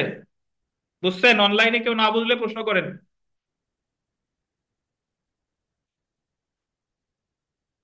পিয়াল, বুঝতেন? জি স্যার, আলহামদুলিল্লাহ স্যার, বুঝছি। আপনার তো ঘুম এসে গেছে, ঘুম আসছে বোধহয়। না না না স্যার, ঘুম আসে নাই স্যার। না, ভয়েস শুনে মনে হচ্ছে। না স্যার, না। আচ্ছা, আজকে এই পর্যন্তই। এই পর্যন্ত পড়ে আসেন, আর আমাদের শনিবারে পরীক্ষা আছে। শনিবারে পরীক্ষা হচ্ছে দণ্ডবিধির কত থেকে কত জন জাকারিয়া সাহেব? 14 থেকে সর্বশেষ পর্যন্ত শনিবারে দণ্ডবিধির পরীক্ষা।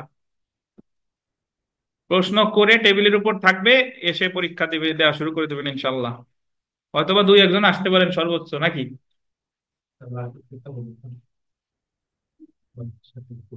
তো সবাই ভালো থাকেন, আল্লাহ হাফেজ। রোববারে তো দেখা হচ্ছে, আর শনিবারে পরীক্ষায় দেখা হবে। পিয়াল, পরীক্ষা দিয়েন, সময় হেলাফেলা হারায়েন না, কাজে লাগান। ইনশাল্লাহ স্যার, আগামী স্যার মিস হবে না। আমি আপনাদের কাছে এরকম কথা চাই যে আইসে বলবেন যে পরীক্ষার 1 2 মাস আগে যে স্যার, সকল বিষয় আপনি যা পড়াইছেন পারি, কোন বিষয়ে পরীক্ষা নেবেন নেন, এরকম প্রস্তুত আপনার হইতে হবে। বুঝতে পারছেন? ইনশাল্লাহ স্যার। চলো, ঠিক আছে, ভালো থাকেন, আল্লাহ হাফেজ, আসসালামু আলাইকুম।